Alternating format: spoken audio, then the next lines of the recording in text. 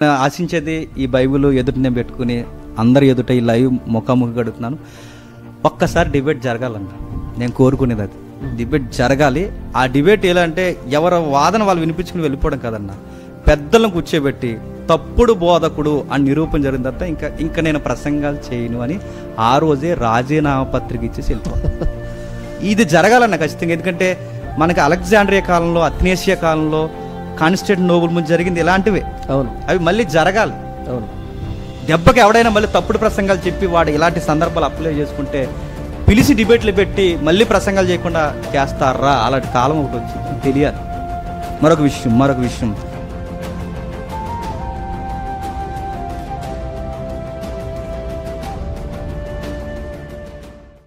Thank you Suresh.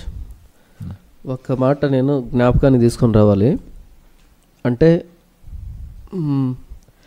Bible చర్చా వేదిక అని మనం ఎప్పుడైతే ఈ పోస్టర్ పెట్టామో, డిజైర్ ఆఫ్ క్రైస్ట్ వేదికగా, ఇటు ఈ అన్ని దేవతలకి జై కొట్టినటువంటి బ్యాచ్ కానీ, లేకపోతే మన ప్లాట్ఫామ్ మీద ఉన్న వాళ్ళు కానీ, మొత్తం అంతా ఈ లైవ్ ఇప్పుడు చూడడానికి ఒకే ఒక రీజన్ ఏంటంటే, ఇంతవరకు మనం మాట్లాడుకున్నటువంటి విషయాలు వినడానికి కాదు. మొట్టమొదట యారో మిస్ అయింది, టార్గెట్ మిస్ అయింది. టార్గెట్ ఏంటంటే ఇప్పుడు అందరూ ఎందుకు ఈ లైవ్ చూస్తున్నారు అంటే, అటువైపు అన్ని జనులకు జైకొట్టిన వాళ్ళు చిన్నోళ్ళు కాదు, పెద్దోళ్ళే. ఎవరికి సంబంధించిన అనుచర గణాంగం వాళ్ళకు ఉంది. అయితే ఇక్కడ వాక్యానుసారంగా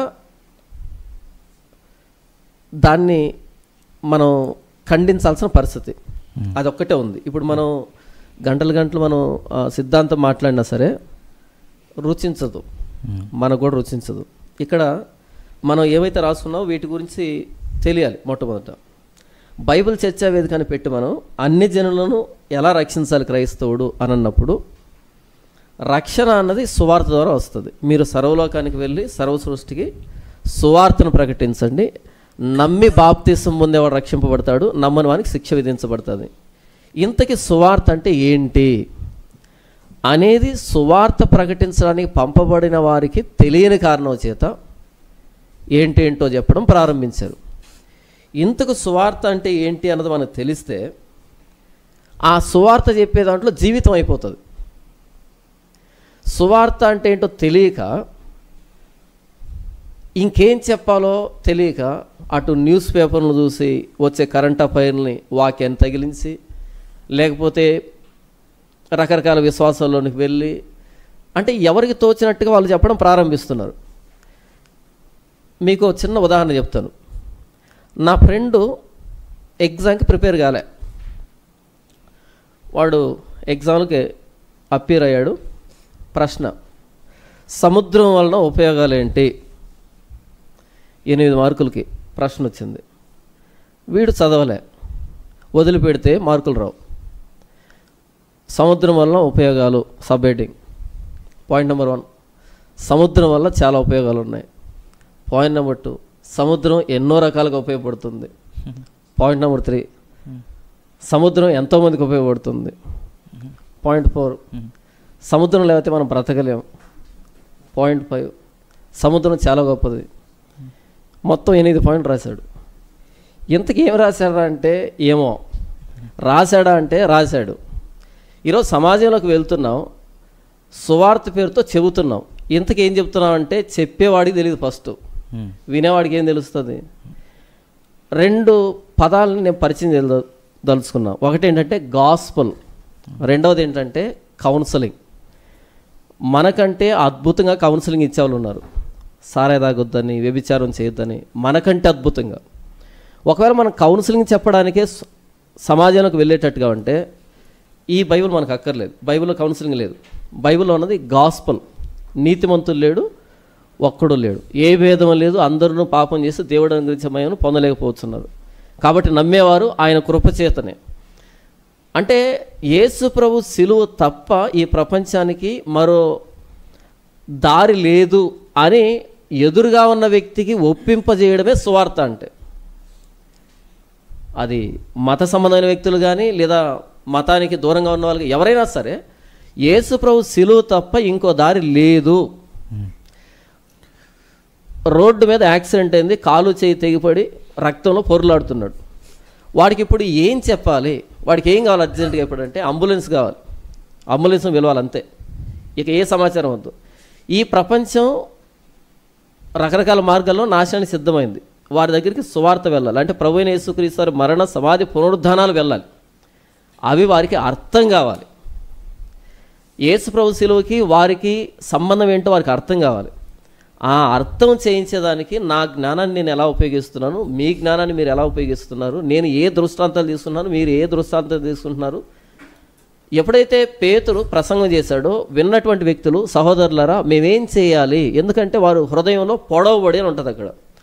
అంటే ఆయన మాట్లాడుతున్నప్పుడు వాళ్ళు పొడవబడ్డారు. ఏం చెప్పాడు అక్కడ అంటే, మీరు సిలువ వేసిన ఈ యేసునే దేవుడు క్రీస్తుగాను ప్రభువుగాను నియమించాడు, ఇది ఇశ్రాయేలు వంశం అంతా రూఢిగా తెలుసుకోవాలి. అంటే యేసు ప్రభు ప్రాణత్యాగం అన్నది డైరెక్ట్గా నాకే సంబంధం ఉంది అనేది నాకు తెలిసినప్పుడే నేను ఆయన పాదాల చెంత సాగిలపడతాను. అది తెలియనప్పుడు కౌన్సిలింగ్ చేస్తున్నాం, క్రిస్టియన్ కౌన్సిలింగ్ చేస్తున్నాం, బైబిల్ని ఆధారం చేసుకుని కౌన్సిలింగ్ చేస్తున్నాం. ఏదో చెబుతాం, దానికి సంబంధించిన లేఖనాన్ని చూపెడతాం. ఇది కాదు కౌన్సిలింగ్ అంటే. ఏది తీసుకున్నా యేసు ప్రభు శిలువ దగ్గరకు వచ్చి ఆగినప్పుడు దాన్ని సువార్త అంటాం. సువార్త అన్నది ఇంక్లూజివ్ కాదు, ఎక్స్క్లూజివ్. సువార్త అన్నది ఎక్స్క్లూజివ్. యేసు ప్రభు శిలువ మీద ప్రాణం పెట్టి తిరిగి లేచిన తర్వాత మీరు సర్వలోకానికి వెళ్ళి సర్వసృష్టికి సువార్త చెప్పండి అన్నాడు. అంటే సర్వ ప్రపంచానికి కావాల్సిన సమాచారం ఈ 12 మంది దగ్గర తప్ప ఇంకెవరి దగ్గర లేదు. తర్వాత యోధాస్థానంలో వేరే వాళ్ళు వచ్చారు కదా. అంటే సర్వ ప్రపంచానికి కావాల్సిన సమాచారం ఈ 12 మంది దగ్గర తప్ప ఇంకెవరి దగ్గర లేదు. అంటే ఇది ఎక్స్క్లూజివ్ ఇన్ఫర్మేషన్. ఇది మిగతా ఎవరికి తెలియదు. నేనేం చెప్తున్నాను అంటే, మిగతా మతాలకు కానీ మిగతా ధర్మాలు కానీ ఈ 12 మందికి మిగతా వారికి గీత గీస్తే ఈ 12 మందికి మిగతా వారికి అసలు సారూప్యత లేదు. ఎక్కడ కూడా ఒక చిన్న సిమిలారిటీ కూడా లేదు. యేసు ప్రభు ఏం చెప్పమన్నాడో దాన్ని చెప్పడమే సువార్త. అపోస్తులు ఏం చెప్పమన్నారో దాన్ని చెప్పడమే సువార్త. ఇది ఇటువైపు నుంచి జరుగుతుంది తప్ప మ్యూచువల్గా జరిగేది కాదు. ఇది నాకు యేసు ప్రభు తెలుసు, ఆయన గురించి నేను చెప్పినంతకాలం వాళ్ళకి తెలియదు, నేను చెప్పాల్సిందే. ఇటు వాళ్ళని కలుపుకునేదానికి ఏదో సారూప్యతను సంపాదించడం లేదు ఇక్కడ. నేనేం చేస్తానంటే, ఇప్పుడు సువార్త అంటే ఏంటి, ఏ విషయాలు చెప్పాలి, సువార్తలో ఏముంటాయి అన్నది చెబుతాను. వీటిని వివరించేదానికి నా జీవితం సరిపోతుంది, మీ జీవితం సరిపోతుంది. ఇప్పుడు ఇక వాళ్ళ జై కొట్టాలన్నా, ప్రసాదాలు తినాలన్నా, లేకపోతే ఇంకోటి చేయాలన్నా అన్నది అసలు మ్యాటర్ కాదు, రాదు ఇక్కడ. నంబర్ 1 సువార్త అంటే ఏంటంటే Jesus life, death and resurrection. ఎవరి లైఫ్ అండ్ డెత్, రెజరెక్షన్? యేసు ప్రభు. కేంద్రంలో యేసు ప్రభు ఉంటాడు. ఆయన ఏదైనా సూచక్రియ చేసినప్పుడు ఎందుకు అలా చేయాల్సి వచ్చింది, దాని ద్వారా ఏం చెప్తున్నాడు ఆయన ఎందుకు చనిపోయాడు, ఎందుకు తిరిగి లేచాడు, దీన్ని వివరించాలి. ఇది సువార్త. Number 2 salvation through faith. ఎలా ఆ సువార్తని అంగీకరించాలి, ఆ సువార్త ఇచ్చేటువంటి రక్షణ నాకు ఎలా వస్తుంది. బ్యాటరీలో ఉన్నటువంటి పవర్ అనేది బల్బులోకి వచ్చి బల్బు వెలగాలంటే ఎలా వస్తుంది అంటే, త్రూ ఈ కాపర్ వైర్స్ ఉంటాయి కదా, ఆ వైర్స్ కనెక్ట్ కావాలి ఆ 2 టర్మినల్స్కి. అలానే తీసుకోవాలి కదా. యేసు ప్రభు మరణ సమాధి పునరుద్ధానంలో ఉన్నటువంటి రక్షణ ఎలా నేను పొందుకోవాలంటే త్రూ ఫెయిత్, విశ్వాసం ద్వారా. నంబర్ 3 సువార్త ఏం చెప్తుందంటే గాడ్స్ లవ్ అండ్ గ్రేస్.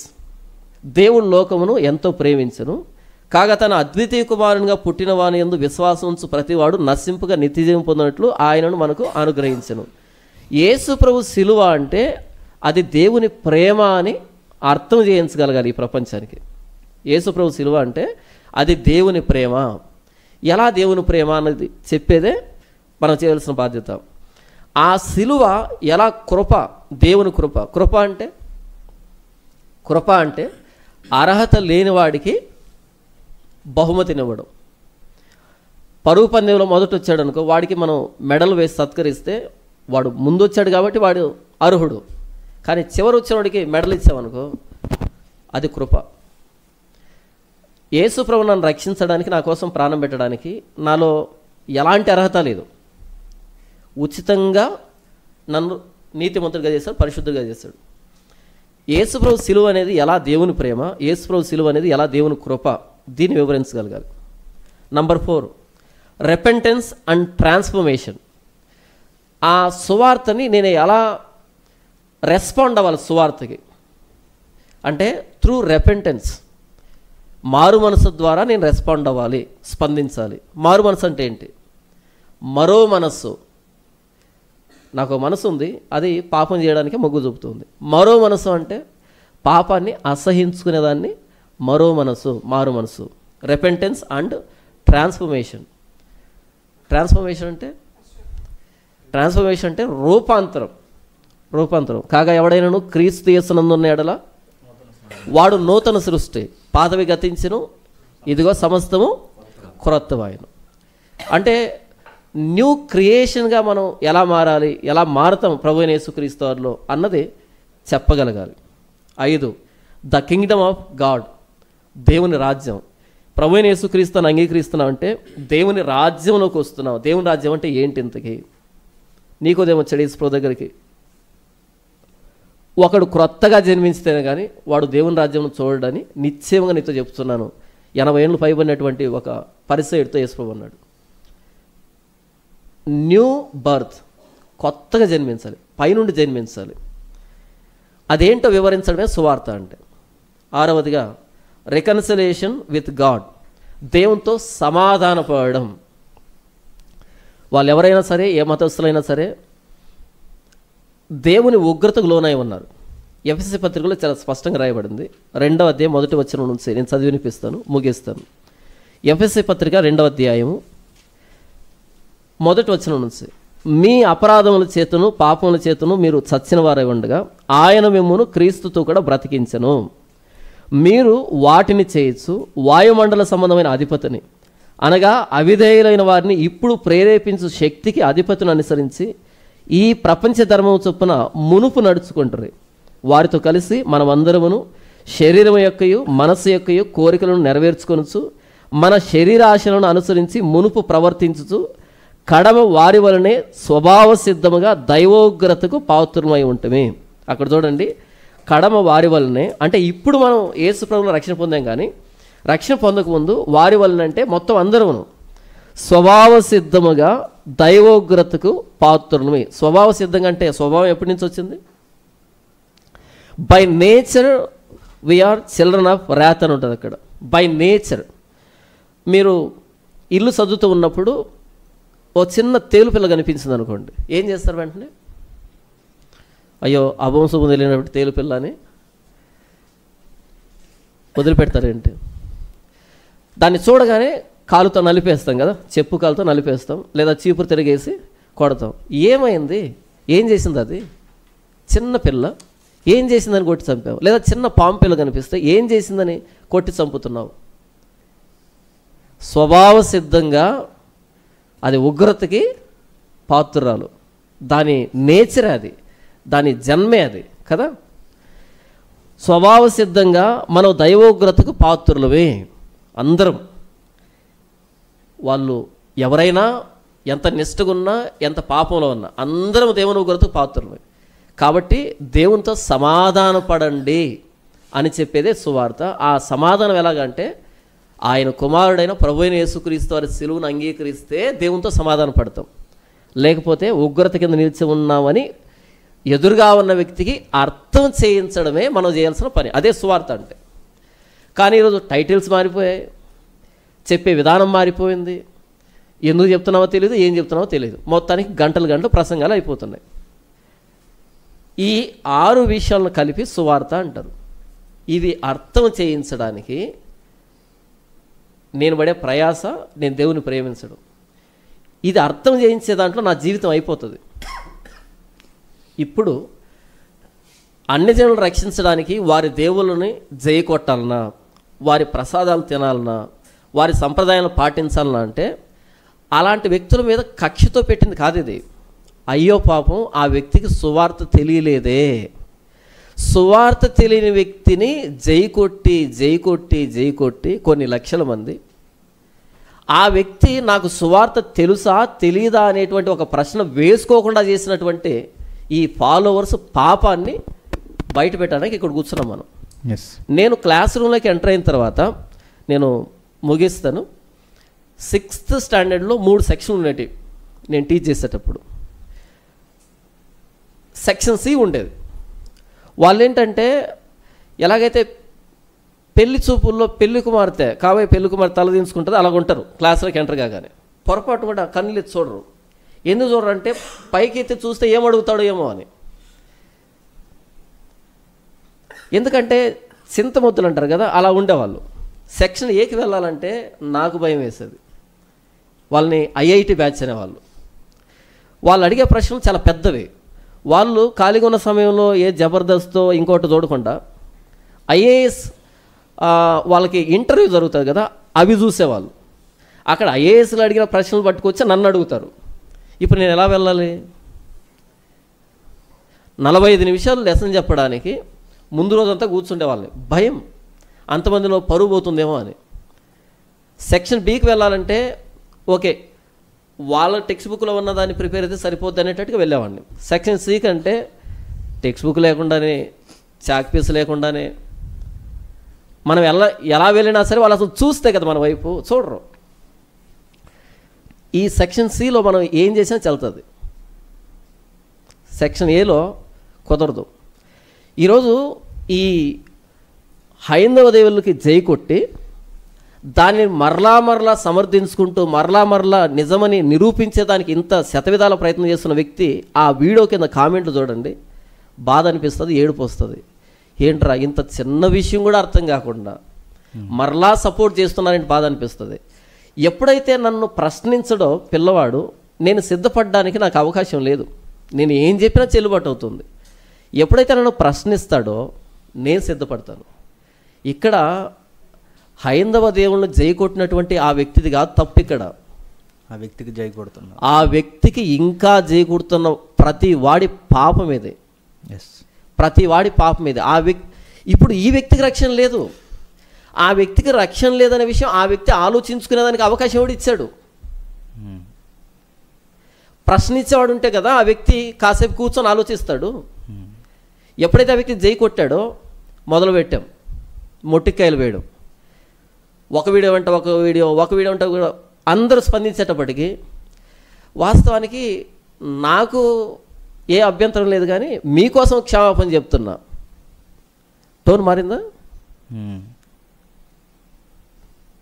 మొదటి రోజు ఏమన్నాడు? బైబిల్లో శద్రకు ఎవరు, దానియేలు ఎవరు ఏదో తెలియనట్టుగా. అయితే రిపీటెడ్గా ప్రశ్నిస్తుండేటప్పటికీ ఆ ప్రశ్నలు కొంతమంది విన్నారు. ఆ వ్యక్తి సంఘంలో సభ్యులు వాళ్ళు కూడా అనుమానంగా చూశారు, ఇదేదో తేడాగా ఉందే అని. అప్పుడు వచ్చి మీకోసం క్షమాపణ చెప్తున్నా అన్నాడు. ఇది కొనసాగితే ప్రశ్నించడం, నిజంగా ఆ వ్యక్తి మోకరించి క్షమాపణ అడుగుతాడు దేవుణ్ణి, ప్రభువా క్షమించు అని. ప్రశ్న లేదు కాబట్టి ప్రతి దాన్ని సమర్థిస్తున్నారు కాబట్టి ఆ వ్యక్తి నాశనాన్ని వీళ్ళే కోరుకుంటున్నారు, వీళ్ళ నాశనాన్ని వాళ్ళు కోరుకుంటున్నారు. నేనేం చెప్తున్నాను అంటే, సువార్త అనేది తెలియని వ్యక్తి వచ్చి వేదిక మీద ప్రసంగం చేస్తే దాన్ని జై కొట్టినంత కాలం ఈ వ్యక్తి సువార్త అంటే ఏంటి ఈ వ్యక్తికి ఎలా తెలుస్తుంది? ఈ కెమెరా ముఖంగా ఈ వ్యక్తికి నేను నేరుగా చెప్తున్నా, అంటే తెలియదు, ఇది ఎవరికి ప్రపంచానికి తెలియదు. బహుశా అది 2012, 2013 అనుకుంటాను. నేను యేసుప్రభువుని నమ్ముకుంది 2011లో. ఈ వ్యక్తి అప్పుడే రంజిత్ పేరు మీద ఒక కౌంటర్ వీడియో చేశాడు. అవును అవును, మీకు గుర్తుందో లేదు? గుర్తుంది, పక్కన కూడా మేము ఉన్నారా? Very good. రంజిత్ పేరు మీద కౌంటర్ చేశారు. ఆ కౌంటర్ చేస్తే అది బాగా సెన్సేషన్ అయింది. ఇక ఈ బీఓయూకి సంబంధించినటువంటి ఈ బ్యాచ్ ఉంటుంది చూసారా, ఆకాశానికి ఎత్తేసారు, మనోడు మామూలుగా మాట్లాడలేదు అని చెప్పి. అలా ఈ వ్యక్తిని కడపకు పిలిపించాడు ఒక పాస్టర్ గారు. అప్పుడు నేను స్వార్థ చేస్తున్నాను, అందరితో మాట్లాడుతున్నాను, నా ప్రయాసం నేను పడుతున్నాను. అయితే ఏంటంటే 1100 నోకియా ఫోన్ ఒకటి ఉండేది, నోకియా అనేది ఒకటి ఉండేది. దాన్ని చాలా కష్టపడి సంపాదించి కొనుక్కున్నాను నేను. అది తప్ప ఇంకా మిగతా తెలియదు, కనీసం కెమెరా ఫోన్ కూడా తెలీదు ఉండేది. ఆ టైంలో బహుశా ఈ వ్యక్తికి ఉన్నటువంటి డబ్బు ఈ వ్యక్తికి దురదృష్టమేమో నాకు తెలియదు, కానీ కెమెరాలో బాగా ఫేమస్ అయిపోయాడు. ఆ వ్యక్తిని కడప పిలిపించేటప్పటికి బాగా పబ్లిసిటీ, పలానా వ్యక్తి వస్తున్నాడు, మామూలుగా ఉండదు, ఇక సుమోలు లేచిపోతాయి గాల్లో అనేటట్టుగా బిల్డప్ ఇచ్చారు. సరే ఎన్ని లేస్తాయి చూద్దామని వెళ్ళి కూర్చొని అక్కడ మీరు తెలిసే సామెతల గ్రంథము 14వ అధ్యాయం నేను ముగించేస్తాను ఇది చెప్పి, ఎందుకంటే తెలియాలి ఎలా మోసపోతున్నారు, ఈ వ్యక్తి ఎలా మోసపోయాడు, జనాలు ఎలా మోసపోతున్నారని తెలియాలి. 14వ అధ్యాయం సామెతల గ్రంథము 4వ వచనం. ఈ వీడియో చూస్తున్నటువంటి వ్యక్తికి ఈ వచనం గుర్తొస్తుంది. ఓకే, అంటే ఎప్పుడు జరిగింది ఈ ప్రసంగం అన్నది, ఆ ప్రసంగంలో ఏ వచనాన్ని వాడాడు అన్నది నేను చెప్తున్నాను. 4వ వచనం. ఎద్దులు లేని చోట గాది యందు ధాన్యం ఉండదు, ఎద్దుల బలము చేత విస్తారం వచ్చుబడి కలుగును. ఈ వచనం తీసుకొని ప్రసంగం చేశాడు. ఇంక ఎద్దు అనగానే ఇక వెళ్ళాడు, వ్యవసాయానికి వెళ్ళి మొత్తం పొలంలో నారు నాటేది పీకేది మొత్తం అంతా వివరించాడు. అక్కడ నుంచి మరలా రంజిత్తో వెళ్ళి సెకండ్ రౌండ్ వేసుకున్నాడు. అది ఒక టౌన్లో పెట్టారు మీటింగు, ఒక వీధిలో. అందరూ సీరియల్స్ పెట్టుకొని చూస్తున్నట్టుగా నటిస్తున్నారు తప్ప చెవి ఇటువైపు వేశారు. పెద్ద పెద్ద సౌండ్ సిస్టమ్ పెట్టి మాట్లాడుతున్నారు. ఈయన వాయిస్ చాలా పెద్దగా ఉంటుంది, ఈ సౌండ్ స్పీకర్ ఒకటి చాలా గట్టి గట్టిగా వినపడుతుంది సమాచారం. ఆ కుర్చీలో కూర్చొని బాధపడ్డాను. అప్పట్లో బాగా డబ్బు ఇచ్చి పిలిపించారు. ఇక్కడ నుంచి కడప అంటే చాలా దూరం కదా, ఆ ఫ్యూయల్కి ఆ ఖర్చుకి పెద్ద హంగా ఉంటుంది కదా. ఇంత డబ్బిచ్చి పిలిపించింది ఈ సామెతల గ్రంథం 14:4 వివరించుకోవడానికా? ఏంటి తెలీదా మీకు? ఎప్పుడు పొలంలో పని చేయలేదా? పొలంలో పని చేయలేదా? ఎద్దులు ఎలా పని చేస్తాయో తెలీదా? వ్యవసాయంలో పని తెలీదా? ఇదంతా యేసుప్రభు సిలువ అనే మాట వచ్చింటే ఒట్టు, యేసుప్రభు నీ పాపాల కోసం ప్రాణం పెట్టాడని చెప్తే ఒట్టు. బాధ అనిపించింది. ఎందుకంటే నా ఎదురుగా ఉన్నటువంటి ఆడియన్స్ ఎవరైతే ఉన్నారో ఒక్కొక్కడు ఒక పాపంలో ఉంటాడు. వ్యవసాయం గురించి వినడానికి రాలే, రంజిత్ తోపురి మీద కౌంటర్ కోసం రాలే. ఆ పాపం యేసు ప్రభు ఎలా తీసివేస్తాడు, ఎలా ఆదరిస్తాడు అనేదానికి వచ్చారు ఆడియన్స్. బాధ అనిపించింది. అంటే అప్పుడు అర్థమైన విషయం ఏంటంటే ఈ వ్యక్తికి సువార్త అంటే ఏంటో కూడా తెలియకుండా ఇలాంటి వ్యక్తిని వేలకు వేలిచ్చి పిలిపించినప్పుడు ఆ వ్యక్తి బాగుపడడానికి ఎక్కడ ఆస్కారం ఉంది? ఎవరిచ్చారు ఆస్కారము? అది అయిపోయిన తర్వాత మరలా మీటింగ్, మరలా మీటింగ్, మరలా మీటింగ్, మరలా మీటింగ్, మరలా మీటింగ్. ఎప్పుడు కూర్చొని ఆలోచించాడు ఈ వ్యక్తి?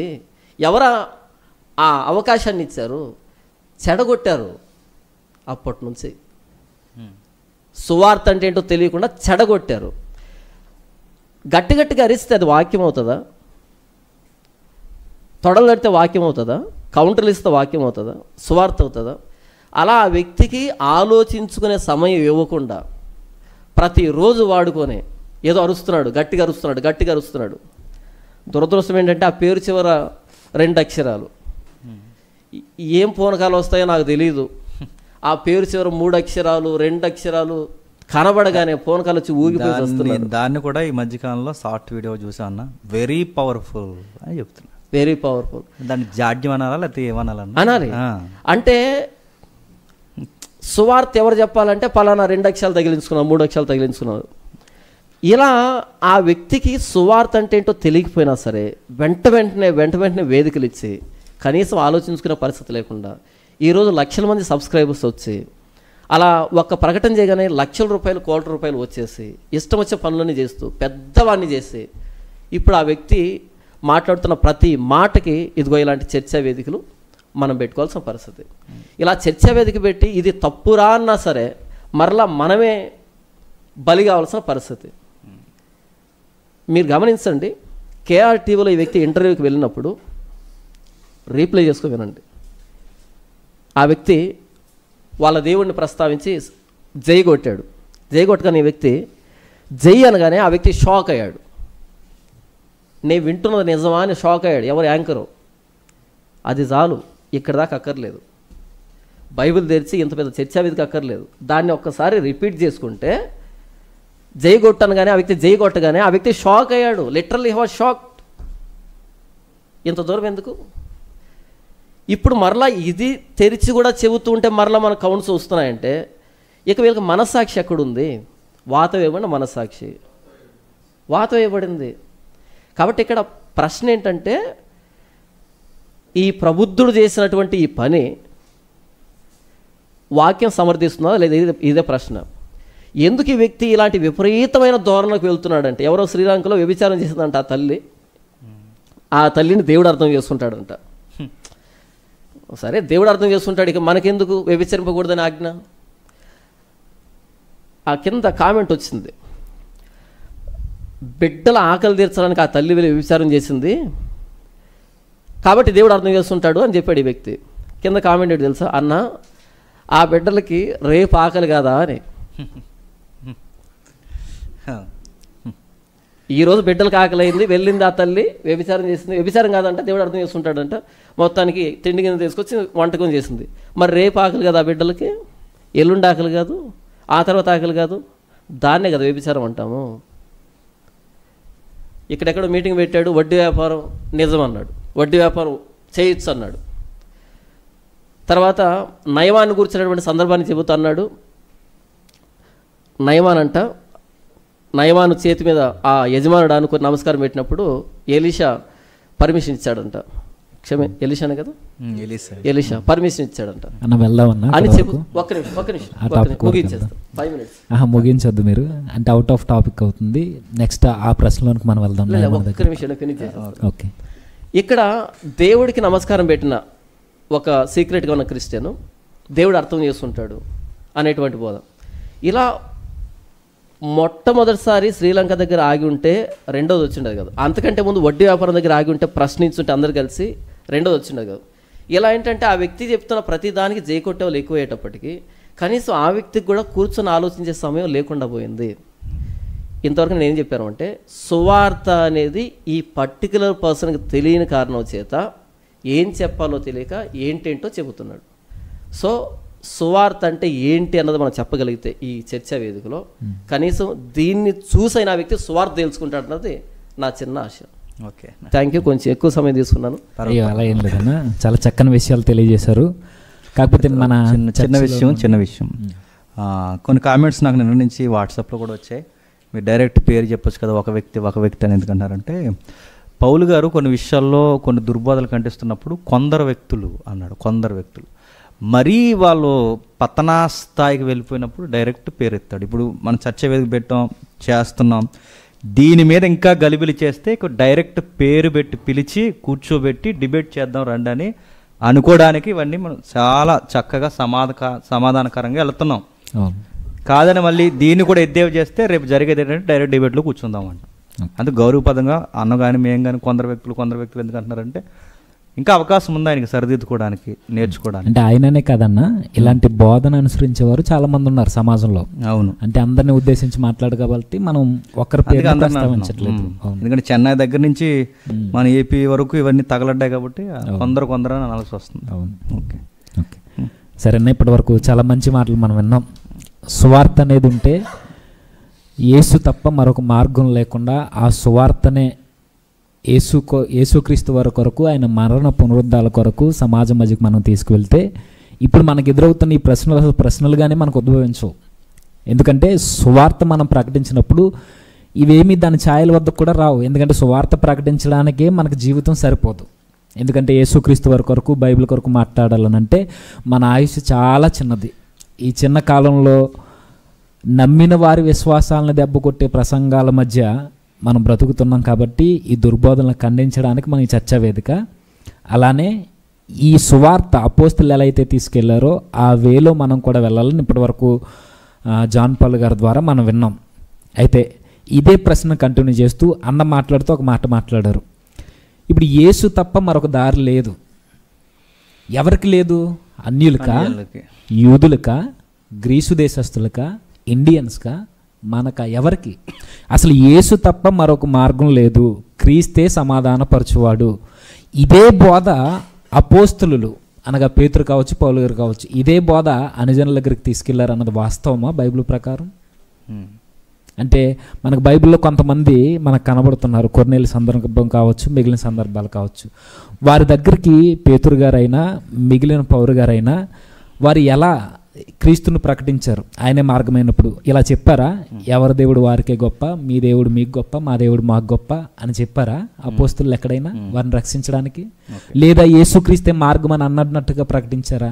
రెండిట్లో ఏది వాస్తవం? ఈ రోజు చెబుతున్న ఈ మాటలు ఈయన దైవజనుడే, ఆయన దైవజనుడే ప్రజెంట్ సమాజంలో. ఇప్పుడు ఆయన చెప్పింది వాస్తవమా? బైబిల్ ప్రకారంగా యేసు తప్ప మరొక మార్గం లేదు, అది ఎలాంటి వారికైనా అన్నది వాస్తవమా? ఓకే, దీనికోసం వివరణ జేమ్స్ అన్న మీరు మాట్లాడాలని రైట్ సమయాన్ని. ఇందాక మనం ఎక్కడైతే ఆపామో మళ్ళీ దాన్ని కంటిన్యూ చేద్దాం. అన్నగారు నిజంగానే చాలా విషయాలు ఓపెన్గా మాట్లాడుతున్నారు. ముందుకు వెళ్ళే కొలది విషయం జరిగేది అదే, కాకపోతే అది ఇక్కడే జరిగితే ఇంకా కొంచెం చెప్పాల్సిందే డిస్టర్బెన్స్ అవుతుందని చివరికి వెళ్ళే కొలది ఇంకా డైరెక్ట్ కౌంటర్స్ ఉన్నాయన్న. ఇంకా ఎక్కడి నుంచి మనకు స్టార్ట్ అవుద్ది, కొర్నేలు విషయం దగ్గర. అంటే ఇప్పటివరకు మనం ఎవరైతే ఒక వ్యక్తిని ప్రస్తావించామో ఆ వ్యక్తి ముఖ్యంగా అప్లై చేసుకుంటున్న వాక్యాలు ఇవి. కొర్నేలు సందర్భం కానీ, పౌలు సందర్భాలు కానీ, అపోస్తులు కొంతమంది వాడిన సందర్భాలు, గలతీ పత్రికలో సందర్భం కానీ అవి తీసుకుని నేను చేసింది రైటు, నేను పౌలు వలే ప్రవర్తిస్తున్నాను, పేతురు వలే ప్రవర్తిస్తున్నానని ఈ రిఫరెన్స్ కోట్ చేశాడు. ఈ రిఫరెన్స్ కోట్ చేసినప్పుడు అక్కడ సందర్భం అలా లేదు, కానీ నాకు ముందున్న శ్రోతలందరూ తప్పట్లు కొడుతున్నారు. ఇందాక అన్నట్టు చెప్పేవాడికి ఏమీ తెలియనప్పుడు ఇంక వినేవాడికి ఏం తెలుస్తుంది? ఆడు బొందాడికి ఇంకేం తెలియదు అన్న, కాడికి ఏం తెలుస్తుంది? పైపచ్చికి పిచ్చి కామెంట్లు పెట్టడం తెలుసు. మనం పెట్టలేమన్నా పిచ్చి కామెంట్లు మనం పెట్టలేం, ఎందుకంటే మనకి సువార్త అర్థమైంది కనుక. పగల పత్రికలు మనం పోలేమో, మన సువార్త అర్థమైంది కనుక. కాబట్టి అలా వెళ్ళలేదు మనం, ఆ జోన్ వెళ్ళలేదు. మన బాధల్లో ఏంటంటే సత్యము మరుగైపోతుంది వ్యక్తికి పూజ చేస్తూ, అది మన బాధ. చేసిన తప్పుని ఆ ఒప్పుకునేది ఏదో నిజంగా నేను పొరపాటున ఆ స్టూడియోలో నేను ఈ పదాలు పలకేయాల్సి వచ్చేసింది అని ఒక మాట అంటే అంతే ఎంతో ఉందాగుండు అనుకుంటే దాన్ని కవర్ చేసిన పేతురుని అడ్డెట్టుకోవడం, పౌలుని అడ్డెట్టుకోవడం, అపోస్తులను అడ్డెట్టుకోవడం, ఈ సందర్భాలు అడ్డుపెట్టడం. ఆ సందర్భాలు ఉన్నాయా? వీళ్ళు చూడాలి. ప్రత్యేకించి ఎవరైతే కామెంట్ చేస్తున్నారో మీ గురువుని లేదా మీ గురువులు ఎవరైతే ఇవి కోట్ చేస్తున్న రెఫరెన్స్ ఒకసారి మేము కొన్ని ప్రశ్నలు అడుగుతాం, వాటిలో సమాధానం చెప్పగలరు? అది చూద్దాం, ఒకసారి చూద్దాం. అసలు అపోస్తులు మన అబ్రహాం దగ్గర నుంచి మనం ఆ లింక్ అక్కడ వరకు తీసుకొచ్చి ఆగాం. ఆ లింక్ ఏంటంటే తిమోతి పత్రికలో మనం చూసాంగా, దైవం సశరీరుడిగా ఇలలోనికి రావడం, ఇది మర్మం. ఇది అబ్రహాంకి ఇచ్చిన వాగ్దానం. ఈ వాగ్దానమైన క్రీస్తుని అన్యజనుల దగ్గరికి ఎలా తీసుకెళ్లారు అపోస్తులు? నీలా నాలా జయగుడు తీసుకెళ్లారా? ఏ ఎండక అండ గొడుగు కాసి తీసుకెళ్లారా? ఎలా తీసుకెళ్లారు చూద్దాం. వీళ్ళు అప్లై చేసుకున్న వాక్యాల్లోనే మన వాక్య వివరణ ఇద్దాం. చూద్దాం ఒకసారి అపోస్తుల కార్యములు 10వ అధ్యాయం. అపోస్తుల కార్యములు 10వ అధ్యాయం. అపోస్తుల కార్యములు 10వ అధ్యాయం. నువ్వు చదువుతాడు ఒకసారి మొదటి వచనం నుండి. ఇటలీ పటాలం అనబడిన పటాలంలో శతాధిపతి అయిన కొర్నేలి అను భక్తిపరుడు ఒకడు కైసరియలో ఉండెను. అతడు తన ఇంటి వారందరితో కూడా దేవుని యందు భయభక్తులు గలవాడయుండి ప్రజలకు బహుధర్మము చేయుచు ఎల్లప్పుడూ దేవునికి ప్రార్థన చేయవాడు. పగలు ఇంచుమించు 3 గంటల వేళ దేవుని దూత అతని యొద్దకు వచ్చి కొర్నేలి అని పిలుచుట దర్శనమందు తేటగా అతను కనబడెను. అతడు దూత వైపు తేరు చూచి భయపడి ప్రభువా ఏమని అడిగాను. మన సందర్భం తెలుసు, మనందరికి సందర్భం తెలుసు కనుక నేను డైరెక్ట్ వెళ్తున్నాను. ఈ సందర్భాన్ని ఉపయోగించుకున్నారు సదరు వ్యక్తి. సదరు వ్యక్తే కాదు, చాలా మంది దుర్బోధలు చేస్తున్న వాళ్ళు ఈ సందర్భాలు అప్లై చేసుకుంటున్నారు. కొర్నేలు సందర్భం ఎంచుకుంటున్నారు. ఏ విధంగా అంటే కొర్నేలుని దేవుడు ప్రేమించలేదా? కొర్నేలుని దేవుడు స్వీకరించలేదా? ఓకే, ప్రేమించాడు, స్వీకరించాడు. ఈ విషయాన్ని ఎలా అప్లై చేసుకుంటా? అన్యజనుల్ని దేవుడు ప్రేమిస్తున్నాడు అని అదే చెప్తున్నాం మనం, ప్రేమిస్తున్నాడు. కానీ ఎంత ప్రేమించినా ఆ ప్రేమకి ఒక రూట్ ఉంది. ఆ రూట్ ఏంటంటే క్రీస్తు కావాలి. ఇక్కడ అన్యుడు కొర్నేలి రోమీయుడు. ఈ రోమీయుడు ఆయన రోమీయుడు అయినప్పటికీ రోమీల దేవతలను నమ్మట్లేదు. ఈ రోమీయుడైన అన్యుడైన ఈ వ్యక్తికి నిజదేవుడు మరి ఎలా పరిచయం అయ్యాడో అక్కడ యూదులు చెప్పారో, ఇశ్రాయేలు చెప్పారో, ఎవరు చెప్పారో తెలియదు, కానీ మొత్తం మీద యెహోవా దేవుడే ఇతనికి పరిచయం అయ్యాడు. ఇతను పరిచయం అయితే ఈ దేవుడిని విశ్వసించిన ఈయన, అంటే యెహోవా దేవుడిని విశ్వసించిన ఈయన ధర్మకార్యాలు, నీతి కార్యాలు, అనేకమైన కార్యాలు, ప్రార్థనలు ఇవన్నీ చేస్తున్నాడు. ఇవన్నీ చేసినా ఆ వ్యక్తికి రక్షణ ఉందా? లేదు, రక్షణ లేదు. బాగా గమనించండి. కొర్నేలుని ప్రేమిస్తున్నాడు. కొర్నేలు దేవుణ్ణి ప్రేమిస్తున్నాడు. దేవుని ప్రేమించి చాలా కార్యాలు చేస్తున్నాడు, ధర్మ కార్యాలు చేస్తున్నాడు, ఎన్నో నీతి కార్యాలు చేస్తున్నాడు. ఇవన్నీ చేసిన ఆయనకి రక్షణ లేదు. మరి రక్షణ ఎలా వస్తుంది? ఈ వ్యక్తికి క్రీస్తు పరిచయం అవ్వకపోతే ఎన్ని ధర్మ కార్యాలు చేసినా, ఎన్ని నీతి కార్యాలు చేసినా, దేవుణ్ణి ఈ వ్యక్తి ఎంత ప్రేమించినా మత సంబంధమైన వ్యక్తి అవుతాడే తప్ప రక్షణలోనికి రాడు. అందుకే అర్జెంట్గా ఎంతగా అన్నాడు చూసాడు అన్నయ్య అన్నాడుగా, ఎమర్జెన్సీ ఒక న్యూస్ వెళ్ళాలని. ఆ న్యూసే పేతురు గారి ద్వారా ప్రభు పరిచయం అవ్వాల్సిన పరిస్థితి వచ్చింది. అంటే పేతురు గారి ద్వారా యేసుక్రీస్తు వారు పరిచయం అవ్వాలి. ఇప్పుడు ఈ నీతి క్రియలు అతను రక్షించు, ఈ ధర్మకార్యాలు అతను రక్షించు. అందుకే యెహోవాని ఇష్టపడిన కుమారుడైన, యెహోవాని ఇష్టపడ్డాడు, పైగా రోమిలి దేవుని కాదు, యెహోవాని ఇష్టపడిన కుమారుడైన యెహోవా కుమారుడిని ఇష్టపడకపోతే, అంటే క్రీస్తుని అంగీకరించకపోతే ఈ వ్యక్తికి రక్షణ లేదు. ఇప్పుడు చెప్పండి, కొర్నేలికే దిక్కు దివాణం లేకపోతే, ఈ మాట నేను కావాలని రఫ్గా గుర్తుంటుందని అంటున్నాను, కొర్నేలికి ఇంత మంచి వ్యక్తికే దిక్కు దివాణం తన మంచి రక్షించకపోతే ఇతర మతాల్లో ఇతర జనాల్లో ఉన్నవారు ఏ మంచి క్రియలు చేసి నిత్యత్వానికి వెళ్ళిపోతారు? పునీత్ రాజ్ కుమార్ వ్యవహారంలో ఇచ్చిన పనికి మాలిన ఎక్స్ప్లెనేషన్ ఇదే కదా, ఇదే కదా ఎక్స్ప్లెనేషన్ అప్పుడు ఇచ్చింది. మంచి క్రియలు మంచి క్రియలు మంచి క్రియలు వాళ్ళు వెళ్తున్నారంటే కనీసం రక్షణ సిద్ధాంతాలు అసలు ఎరుగా అంటే అసలు వీళ్ళకి తెలుస్తున్నాయి. వీళ్ళకి కొర్నేలికి లేదు. ఇప్పుడు కొర్నేలికి అర్జెంట్ కావాలి కనుక దేవుడు పంపించాడు. పంపించి ఏమని చెప్తున్నాడు చూడండి, ముఖ్యమైన వచనాలు చూసి నేను త్వరగా ఈ సందర్భాన్ని ముగిస్తాను. ముఖ్యమైన వచనాలు చూద్దాం ఒకసారి. ఎవరు మాట్లాడుతున్నాడు 28వ వచనంలో, అప్పుడు అతడు అన్యజాతి వానితో సహవాసము చేయుటైనను అట్టి వానిని ముట్టుకొనుటైనను యూదునికి ధర్మము కాదని మీకు తెలియను. అయితే ఏ మనుషుడును నిషేధింపదగిన వాడి అయినను అపవిత్రుడని అయినను చెప్పకూడదని దేవుడు నాకు చూపించి ఉన్నాడు. కాబట్టి నన్ను పిలిచినప్పుడు అడ్డేమి చెప్తున్నాడు. అప్పటి వరకు యూదులకి, మనం ఇందాక మాట్లాడుకున్నాగా, యూదులకి వాళ్ళ ధర్మాలు వారి యొక్క కార్యక్రమాలను బట్టి అన్యుల్ని వ్యతిరేకించడం, అన్యుల్ని తక్కువగా చూడడం, ఈ వ్యవహార శైలి వాళ్ళకు ఉంది. దేవుడు వీళ్ళని ప్రత్యేకంగా ఉండమని చెప్తే వీళ్ళ ప్రత్యేకత ఎక్కడి వరకు పోయిందంటే ఎక్కిరించి తిరగడం వరకు పోయింది. ఎవరికి? ఇశ్రాయేలుకి. ఇది ఎప్పుడైతే ఈ పరిస్థితికి వచ్చిందో పేతురికి ఒక ఉద్దేశం ఉంది, ఏ విషయంలో అక్కడికి పోవడం. కానీ దేవుడు ఏమంటున్నాడు, పేతురిని పంపిస్తున్నాడు. పంపించినప్పుడు ఏ ముఖ్యమైన విషయం మీద పంపిస్తున్నాడంటే 34వ వచనంలో, దేవుడు పక్షపాతి కాడనియు నిజముగా గ్రహించి ఉన్నాను, ప్రతి జనములో ఆయనకు భయపడి నీతిగా నడుచుకుని వానిని ఆయన అంగీకరించును. యేసుక్రీస్తు అందరికీ ప్రభువు. ఆయన ద్వారా దేవుడు సమాధానకరమైన సువార్తను ప్రకటించి ఇశ్రాయేలీలకు పంపిన వర్తమానం మీరు ఎరుగుదురు. ఇశ్రాయేలుకు పంపిన వర్తమానం ఎరుగుదురు. బాగా వినండి, ఇశ్రాయేలీలో ఇందాక అన్న చెప్పినట్టు నీకోదయమైనా, ఇశ్రాయేల్లోని ఏ పండితులైనా, ఇశ్రాయేలు దేవుడు మొక్కుతున్న ఏ అన్యజనుడైనా, ఎవరైనా ఈ భూమి మీద నివసిస్తున్న ఏ జీవితం కలిగిన వ్యక్తి అయినా ప్రభు అయినా యేసుక్రీస్తు వారిని అంగీకరించాలి. ఇందులో పక్షపాతము లేదు. కాబట్టి నీతి క్రియల వలన మనుషులు రక్షింపబడరు, ధర్మకార్యాల వలన మనుషులు రక్షింపబడరు, క్రీస్తుని బట్టే రక్షింపబడతాయి. మరొక విషయం గమనించాలి, అంటే నీతి క్రియలు చేయలేసిన అవసరం లేదా అంటారు. కాదు, ఒక చిన్న విషయం మనకు అర్థం అవ్వాలి. మనం నీతి క్రియల చేత రక్షణ తెచ్చుకోలేదు. రక్షణ ఉచితంగా మనకు అనుగ్రహింపబడింది. మనం ఎందుకు రక్షింపడ్డామంటే నీతి క్రియలు చేయడానికి రక్షింపడ్డాం. నీతి క్రియల ద్వారా రక్షణ కాదు, రక్షింపడ్డ మనం నీతి క్రియలు చేయడానికి రక్షింపడ్డాం. దాన్నే సత్క్రియలు అందు బైబిల్. ఈ స్పష్టత ఉంది మనకి కొర్నేలి విషయంలో. ఈ కొర్నేలి విషయాన్ని ఎలా అప్లై చేసుకుంటారు మీరు? నేను ఎందుకు జై కొట్టానంటే, ఏ కొర్నేలిని దేవుడు ప్రేమించాడు కాబట్టి క్రీస్తుని పరిచయం చేశాడు. నువ్వు అక్కడ కూర్చున్నప్పుడు, లేదా ఒక సభలో నిలబడినప్పుడు, ఒక అన్యుల ఇళ్ళకి వెళ్ళినప్పుడు, నువ్వు ఖచ్చితంగా ఏ సందర్భాన్నైనా నువ్వు దేనికోసం ఉపయోగించుకోవాలి? క్రీస్తును పరిచయం చేయడానికి ఉపయోగించాలి. మీ దేవుడు మీకు గొప్ప, మా దేవుడు మాకు గొప్ప, మీ నాన్న మీకు గొప్ప, మా నాన్న మాకు గొప్ప అంటే ఇంక సువార్త ఏముంది? ప్రపంచానికి గొప్ప ప్రభు అయిన యేసుక్రీస్తు వారే. ప్రభు అంటే అర్థం ఏంటి? ప్రభు అంటే అర్థం ఏంటి? రాజు. ఆయన మాత్రమే అర్హుడు. అందుకే అక్కడ చెప్తున్నారు, యేసుక్రీస్తు అందరికీ ప్రభు. స్పష్టంగా ఆయన అడిగాడుగా, అక్కడ నేను డైరెక్ట్గానే అడుగుతున్నాను, స్పష్టంగా ఎదురు సదరు వ్యక్తి ఎవరైతే ఉన్నారో ఆయన అడిగాడు, మీ దృష్టిలో ఎవరు గొప్ప? మీ దృష్టిలో కనీసం అదన్నా చెప్పచ్చు, కానీ నా దృష్టిలో నా దేవుడే గొప్ప అదన్నా చెప్పిన బాగున్నా. అయినా మన దరిద్రం ఏంటి చెప్పిన, వీళ్ళ క్రిస్టియానికి రిప్రజెంట్ అని కూడా మన దరిద్రం. అది మనం చేసిన దరిద్రం. కాబట్టి కొర్నేలు సందర్భం చాలా చక్కగా కనబడుతుంది. మరో సందర్భం చూద్దాం, పౌలు గారు ఎలా డీల్ చేశారు చూద్దాం ఒకసారి. పౌలు గారు ఇంకొక రెఫరెన్స్ నేను దాటి ముందుకు వెళ్తున్నాను. అపోస్తుల కార్యం 14వ అధ్యాయం చూద్దాం ఒకసారి. అపోస్తుల కార్యములు 14వ అధ్యాయం. అపోస్తుల కార్యములు 14వ అధ్యాయం. అపోస్తుల కార్యం 14వ అధ్యాయం 1 నుండి 18 వచనాలు మీరు తర్వాత చదవండి. మనకు కావాల్సిన వచనాలు మనం చదువుకుందాం. మనకు కావాల్సిన వచనాలు ఎక్కడ? మనం 12 వచనం వెళ్ళిపోదామా? టైం తక్కువ ఉంది కదా. 12 వచనం వస్త్రాల్లో జరిగింది ఏంటంటే 7వ వచనం నుంచి మనకు తెలుసు.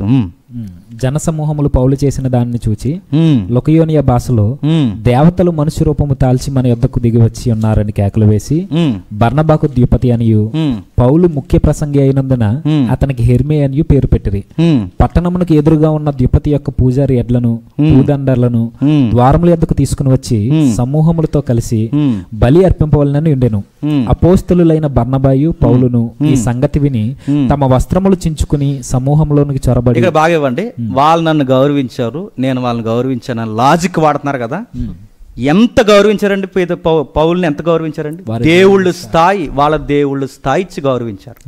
అప్పుడు ఇదే లాజిక్ అంటే ఇప్పుడు మన సహోదరులు ఇస్తున్న లాజిక్ ప్రకారం వాళ్ళ దేవుళ్ళ స్థాయిలో మనల్ని గౌరవిస్తే ఇప్పుడు మనమే అక్కడ ఉంటే మనం ఏం చేస్తాం చెప్పండి? మన దేవుడి స్థాయిలో వాళ్ళు గౌరవిస్తాం. ఇదేనా దిక్మల లాజిక్ చెప్పేది? సెక్యులరిజం అనే పేరుని అడ్డపెట్టుకుని ఇలాంటి అదే ఎదరికి వెళ్దాం. సెక్యులరిజం అంటే ఏంటో, ఆ వందే మాత్రం గొడవ ఏంటో, రంగుల జెండా గొడవ ఏంటో ఎదరికి వెళ్ళి చూద్దాం. అందుకే కదా ఇంకా నేను సీరియస్గా చెప్పాను కదా, కొన్ని విషయాలు మనం చెప్పాలి. వాళ్ళు ఎన్ని కామెంట్లు పెట్టినా నేను చేస్తాను. ఓకే, నెక్స్ట్ ఇక్కడ మనకు గమనిస్తుంది వాళ్ళు గౌరవించారు. గౌరవించినప్పుడు పౌలు గారు ఎలా గౌరవించారు? ఇప్పుడు వీళ్ళు దేవుళ్ళ స్థాయిలో పౌలు గారిని దేవుడి స్థాయిలో పెట్టి చాలా గౌరవించారు, దేవుళ్ళు గౌరవించారు. అప్పుడు ఈయన ఏం చేశాడు? బట్టలు చించుకుని ఆయన గౌరవించాడు. ఎలా గౌరవించాడు? అయ్యలారా అన్నాడు. వాళ్ళేమన్నారు? దేవుడా అన్నారు. ఈయనేమన్నాడు? అయ్యలారా అన్నాడు. ఇక్కడ మనకి ఏం కనబడుతుంది? ఎదుటి వ్యక్తి ఎంత గౌరవించినా మన విశ్వాసపు పునాదులు మనం దాటిపోకూడదు. మనుషుల్ని గౌరవిస్తూనే మన విశ్వాసపు పునాదులు మనం దాటిపోకూడదు. అందుకే ఆ లోస్త్రాలు ఆయన ఎంత గౌరవించినా తన గౌరవాన్ని బట్టి తన దేవుణ్ణి భంగపరచలేదు. చూడంటే దేవుని తక్కువ చేయలేదు. పైగా వాళ్ళకి ఏం చెప్పాడు? అంత గౌరవిస్తే ఏం చెప్పాడు? అయ్యలారా. అప్పుడు అంత గౌరవిస్తే ఏం చెప్పాడు? ఇదిగో ఈ టైంలో మీరు ఇలాంటివి నన్ను అడగకూడదు అని సిగ్గుపడిపోయాడా? ఏం చేశాడు? ముసుముసు సిగ్గులు వచ్చేసినాయా? ఏం చేశాడు? డైరెక్ట్గా చూడండి ఏం చేశాడు. అక్కడ 15 వచనంలో, అయ్యలారా మీరు ఎందుకు ఇలా, నేను మిమ్మల్ని గౌరవిస్తున్నాను, అయ్యలారా మీరు ఎందుకు ఇలా చేయుచున్నారు? మేము కూడా మీ స్వభావం అంటే మీ స్వభావం అంటే మనసు గల స్వభావం గల మనుషులమే. మీరు ఈ వ్యర్థమైన వాటిని విడిచిపెట్టి దట్ ఈజ్ క్రిస్టియన్ లెగసీ. ఇది గుర్తుపెట్టుకోవాలి, మనం ఎప్పుడు గుర్తుపెట్టుకోండి. మీరు ఈ వ్యర్థమైన వాటిని గౌరవించాడని తన దేవుణ్ణి పరిచయం చేయకుండా దాసేసి వచ్చేసాడు. చెప్పండి, బట్టలైనా చించుకుంటాడు తన దేవుని పరిచయం చేయడానికి, కత్తి అయినా పీకం పెట్టుకుంటాడు తన దేవుని పరిచయం చేయడానికి, చివరికి తనను తాను దాసునిగా మార్చుకుంటాడు తన దేవుని పరిచయం చేయడానికి. నాకు ఎవడో బోర్డు గౌరవం ఇస్తున్నాడని నా దేవుడిని నేను దాచేస్తే నేను సరి అయిన బోధకుడిని అనుకుంటాను? బోధకుడిన దేవుని దృష్టిలో? అందుకే చూడండి చాలా చాలా స్పష్టంగా చెప్తున్నారు, మీరు ఈ అర్థమైన వాటిని విడిచిపెట్టి ఆకాశముకును భూమికిని సముద్రానికి వాటిలో ఉన్న సమస్తమును సృజించిన జీవముగల దేవుని వైపు తిరగవలనని మీకు సువార్త ప్రకటించుచున్నాను. ఎంత స్పష్టంగా ఉందండి. గౌరవమే సువార్తే. గౌరవమే నీ విశ్వాసమే. నేను గౌరవిస్తున్నానని చెప్పి నీకేదో పెద్ద పెట్టేసానని చెప్పి నేను ఏదో ఆ రోజు పేతురుని అడిగిందిగా, నువ్వు ఆ గలలియా టీం మెంబర్లో నువ్వు ఉన్నావంటే పేతురులాగా యాక్టింగ్లు చేస్తున్నామా మనం? ఆయన ఎవరో నాకు తెలియదు అన్నట్టు నేను అడుగుతున్నాను. అసలు ఆ బిహేవియర్ ఎక్కడి నుంచి వచ్చింది? అందుకే పౌలు గారు చాలా స్పష్టంగా చెబుతున్నారు, మీరు ఏమనుకున్నాను, మీరు నన్ను ఎంత గౌరవించకపోయినా, మీరు ఏం చేసినా, ఇదిగో ఈ దేవుడు కాదు, ఇవి కాదు, దేవుడు అనే ఒక ఆయన ఉన్నాడని స్పష్టంగా పరిచయం చేసి వచ్చేసాడు. అంటే మీరు ఇలా మాట్లాడితే ఇప్పుడు మరి మనుషుల్ని ప్రేమించొద్దా, గౌరవించొద్దా అని మాట్లాడితే, ప్రేమించాడు కనుకే తన నమ్మిన దేవుడిని పరిచయం చేస్తున్నాడు. ఓకే, గౌరవిస్తున్నాడు. కానీ గౌరవం పోయిందా? అయ్యలారా అన్నాడు. అక్కడ కూర్చుని యాంకర్ కానీ అన్యులు కానీ చెప్పండి, బ్రదర్స్ సహోదరులారా, మేము గౌరవిస్తున్నాం, కానీ మీకు ఒక విషయం తెలియాలి, మీ ఆత్మలను మేము ప్రేమిస్తున్నాం, మీ జీవితాలు మేము ప్రేమిస్తున్నాం. చెప్పండి, తప్పేటి? అయినా మన స్టాండింగ్స్ ఏంటో తెలిసే కదా వాళ్ళు పిలిచారు. అవి చెప్పుకోవడానికి మనకు సిగ్గేంటి? నువ్వేనా ఎమ్మెల్యేవా అని అడుగుతున్నా. ఎమ్మెల్యేవా నువ్వు, లేకపోతే ఎంపీవా, లేకపోతే రేపు పొద్దున ఏమన్నా ఏదైనా దేనికన్నా సార్వత్రికంగా దేనిలో పోటీ చేస్తున్నారా, పార్టీ పెట్టబోతున్నారా? చెప్పండి, దేనికి? మనం ఈ మనుషులను సంపాదించేది దేనికి? క్రీస్తు కొరకగా. ఇందాకన్నా దొడ్డప్రసాద్ గారు అన్యజనులనే అర్పణ, వాళ్ళని క్రీస్తు కొరకు కదా మనం సంపాదించాల్సింది. మరో విషయానికి వెళ్ళిపోదాం. వాళ్ళు అప్లై చేసుకుని కొన్ని విషయాలు ఉన్నాయి. ఇక్కడ కొంచెం టైం తీసుకుందాం. అపోస్తుల కార్యములు 17వ అధ్యాయం, అపోస్తుల కార్యములు 17వ అధ్యాయం. చాలా జాగ్రత్తగా ఎంత అబద్ధాలు అక్కడ ఆడారో ఆ అధ్యాయం వివరిస్తూ, నిజానికి ఈయన వీడియోలు కానీ ఇవన్నీ మనం చూడడం ఎప్పుడో మానేసాం. చూడాల్సి వచ్చింది. ఎందుకంటే మనకు ట్యాగ్ చేసి ఇలా జరుగుతుంది ఏంటన్నప్పుడు మనం చూడాల్సి వచ్చింది. సంఘాన్ని గలిబిలి చేసే ఏం జరిగిందో చూసినప్పుడు ఎంత దారుణమైన మాటలు అప్లై చేస్తున్నారు చూడండి. 17వ అధ్యాయం 16వ వచనం. పౌలు ఎథెన్స్లో వారి కొరకు కనిపెట్టుకుని ఉండగా ఆ పట్టణము విగ్రహములతో నిండి ఉండుట చూచినందున అతని ఆత్మ పరితాపం పట్టలేకపోయింది. ఇక్కడ ఈ సందర్భాన్ని ఎలా అప్లై చేసుకున్నారంటే, పౌలు గారంట ఎథెన్స్ వారిని అస్సలు ఏమనలేదంట. పైగా వాళ్ళని చాలా అతి దేవతా భక్తి గలవారని గౌరవించారంట. అందుకు నేను కూడా పౌలు గారిలాగే ప్రవర్తించానంట. నడుతాను ఈనే వాళ్ళని మళ్ళీ చెప్తున్నాను, చెప్పేవాడికి ఏం తెలియదు కనుక ఈనే వాళ్ళకి అసలు తెలియదు. అందుకే ఆ రోజు ఏం చెప్పాడంటే, అన్న మేము అందరం చూసి చచ్చిపోవాలనిపించింది మాకు ఆ రోజు చూసినప్పుడు. ముంబై సినిమా చెప్తున్నాడండి. ఆ సెమినార్ ఏదో పెట్టారు, ఇంద్రా సినిమా అంట, బాసా సినిమా అంట. నేను అడుగుతున్నా, సువార్త లేదు ఇంకా. ఇక్కడ ఏమి అప్లై చేసుకుంటున్నారు చూడండి. డైరెక్ట్గానే అవుదాం రేపు, ఎందుకంటే డిబేట్ చేయాలని మనం డిసైడ్ అయిపోయాం. డైరెక్ట్ అవుదాం. పేరు ఒకటి ఉంది, ఇంకా ఆ పేరు త్వరలో రిలీజ్ చేస్తాం. ఓకే, అది జీకే బిట్ అన్నమాట. అంటే ముంబై సినిమా మీద ఉన్న నాలెడ్జ్ మత్తయి సువార్త మీద లేదంట. అదే వెళ్ళాక ముంబై సినిమా కూడా మనకి ఎందుకని వెళ్దాం ఒకసారి చూద్దాం. అపోస్తుల కార్యములు 17వ అధ్యాయం, అపోస్తుల కార్యములు 17వ అధ్యాయం 16వ వచనంలో పదం తీసుకుని వారు అక్కడ ఒక పదం ఉంచండి. పరిత్యాపం పట్టలేకపోయాడంటే ఈ అన్యుల కొరకు బాధపడుతున్నాడు. ఓకే, అన్యుల కొరకు బాధపడు. ఏమని బాధపడుతున్నాడు? కొంచెం హిస్టరీ తెలియాలి. ఏమని బాధపడుతున్నాడు? ఎథెన్స్ అనేది ఒలింపిక్స్కి పెట్టింది పేరు, గ్రీకు రాజధాని. లలిత కళలకు పెట్టింది పేరు, రాజనీతి పుట్టింది అక్కడ, శిల్పశాస్త్రం పుట్టింది అక్కడ, సంఖ్యాశాస్త్రం పుట్టింది అక్కడ, ప్రజాస్వామ్య వ్యవస్థ పుట్టింది అక్కడ, ఇంకా తత్వజ్ఞానం పెట్టింది పేరు. మరో మాట చెప్పాలంటే జ్ఞానుల పీఠం అది. ఎపిక్యూరియస్, స్తోయికులు. ఇంత నాలెడ్జ్ ఉంది మీకు, అరే ఇంత నాలెడ్జ్ ఉంది మీకు, ప్రతి విషయంలో ఇంత నాలెడ్జ్ ఉంది, కానీ దేవుడి విషయంలో మీరు జీరోలా ఉన్నారేంట్రా అని పరిత్యాపం పట్టలేకపోయాడు. అంతకు బాధపడ్డాడు ఆయన. అరే మీకు అన్నీ తెలుసు, తెలియాల్సింది తెలియలేదు మీకు. పైగా ఈ విగ్రహాలను చూసినప్పుడు అరే వీళ్ళకి తత్వజ్ఞానం తెలుసు, విద్య తెలుసు, వైద్యం తెలుసు, రాజనీతి తెలుసు, ప్రజాస్వామ్యం తెలుసు, లలిత కళలు తెలుసు, శిల్పశాస్త్రం తెలుసు, తత్వజ్ఞానం తెలుసు, ఆటల పోటీలు తెలుసు, ఎపిక్యూరియస్ ఉన్నారు, సోయికులు ఉన్నారు. ఈ వ్యక్తిగతంగా ఇప్పుడు మాట్లాడుతాంగా ఈ ఏటైతే పర్సనాలిటీ డెవలప్మెంట్ ఆ రోజులో పుట్టించిన వాళ్ళు ఉన్నారు. రాంగోపాలవరం ఫాలో అయ్యేది వీళ్ళనే, ఎపిక్యూరియస్, స్తోయికుల్ని. ఇలాంటి వాళ్ళు ఉన్నా మీకు అసలు విషయం తెలియలేదు. పైగా మీరు ఏం చేశారంటే ఇన్ని తెలిస్తే అతి దేవతా భక్తి అన్నాడు. మీరు అతి దేవతా భక్తి కలిగి అక్కడ చదువుదాం ఒకసారి, వచనం చదువుదామా? 22వ వచనం చదువుదాం. అరియోపగు మధ్య నిలిచి చెప్పినదేమనగా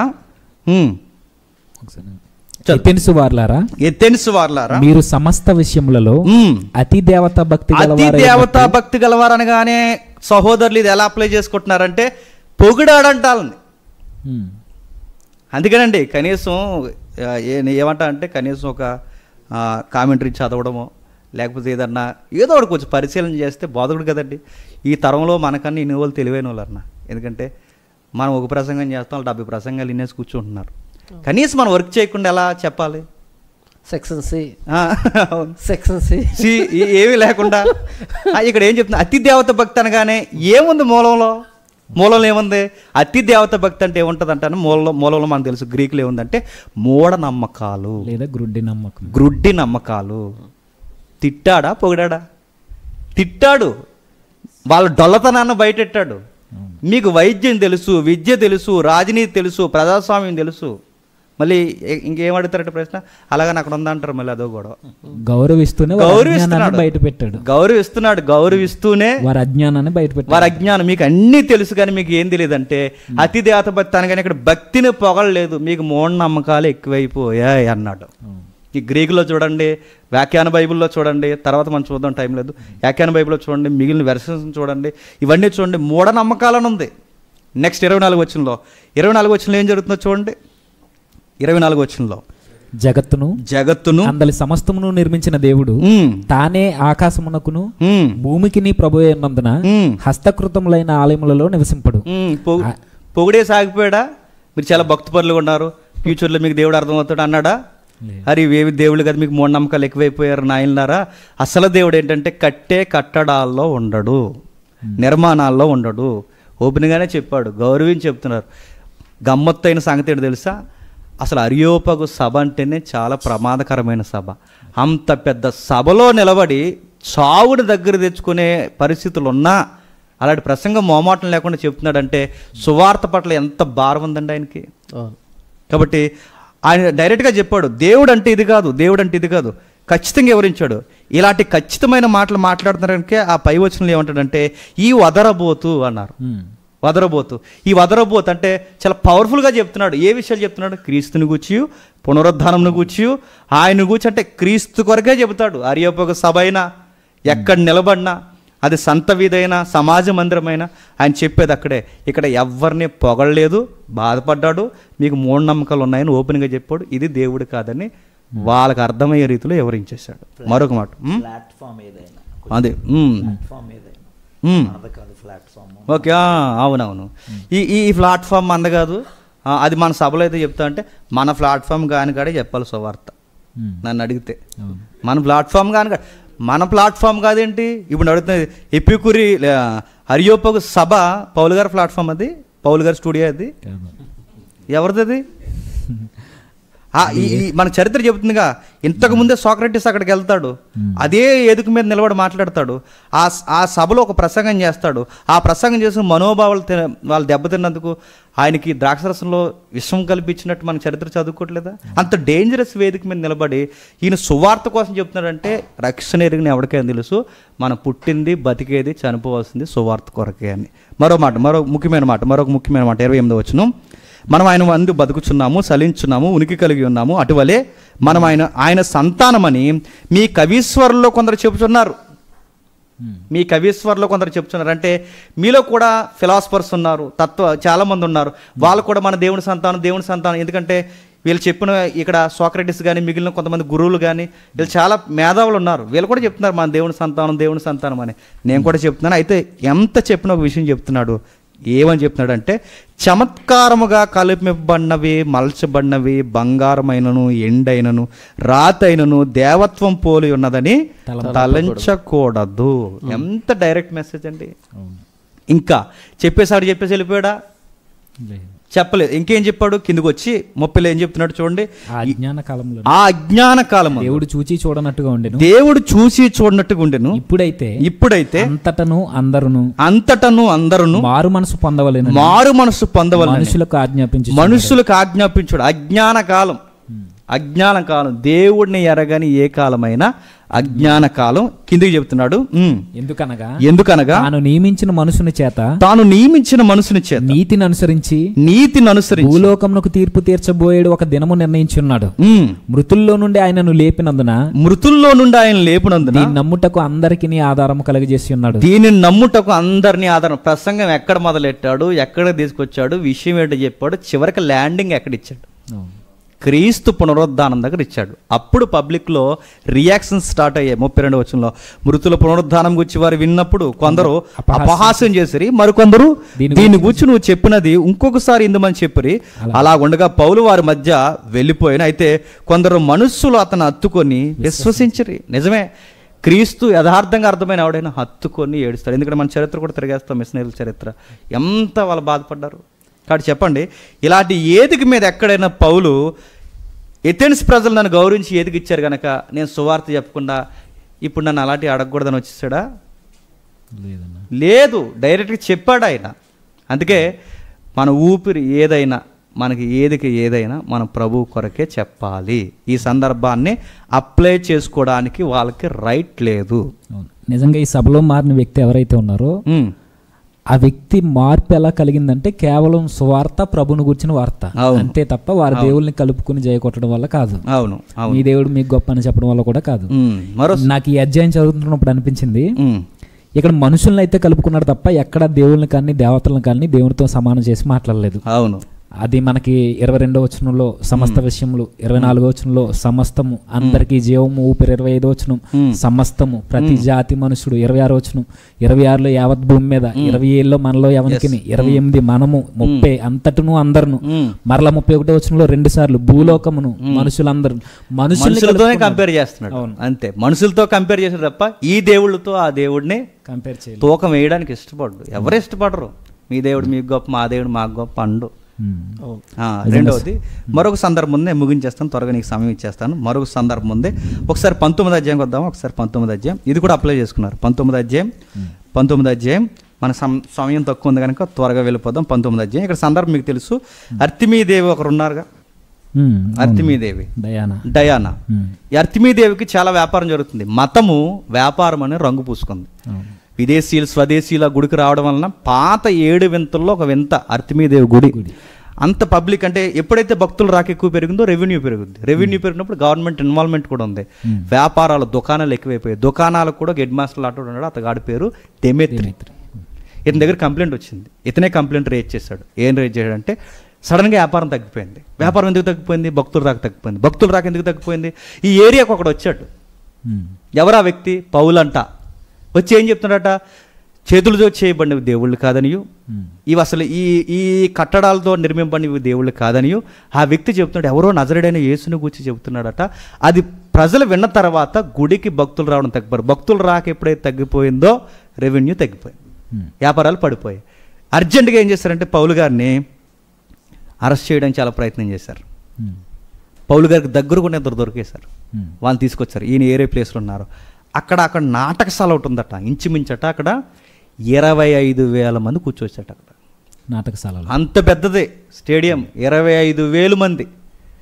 అంత పెద్ద స్టేడియంలో ఆ రోజు క్రీస్తు మార్గమును కూర్చి చాలా అల్లరి జరిగింది. 25,000 మంది కూర్చునే స్థలం దగ్గర అల్లరి జరుగుతుందంటే విషయం ఏ రేంజ్లో ఉందో చూడండి.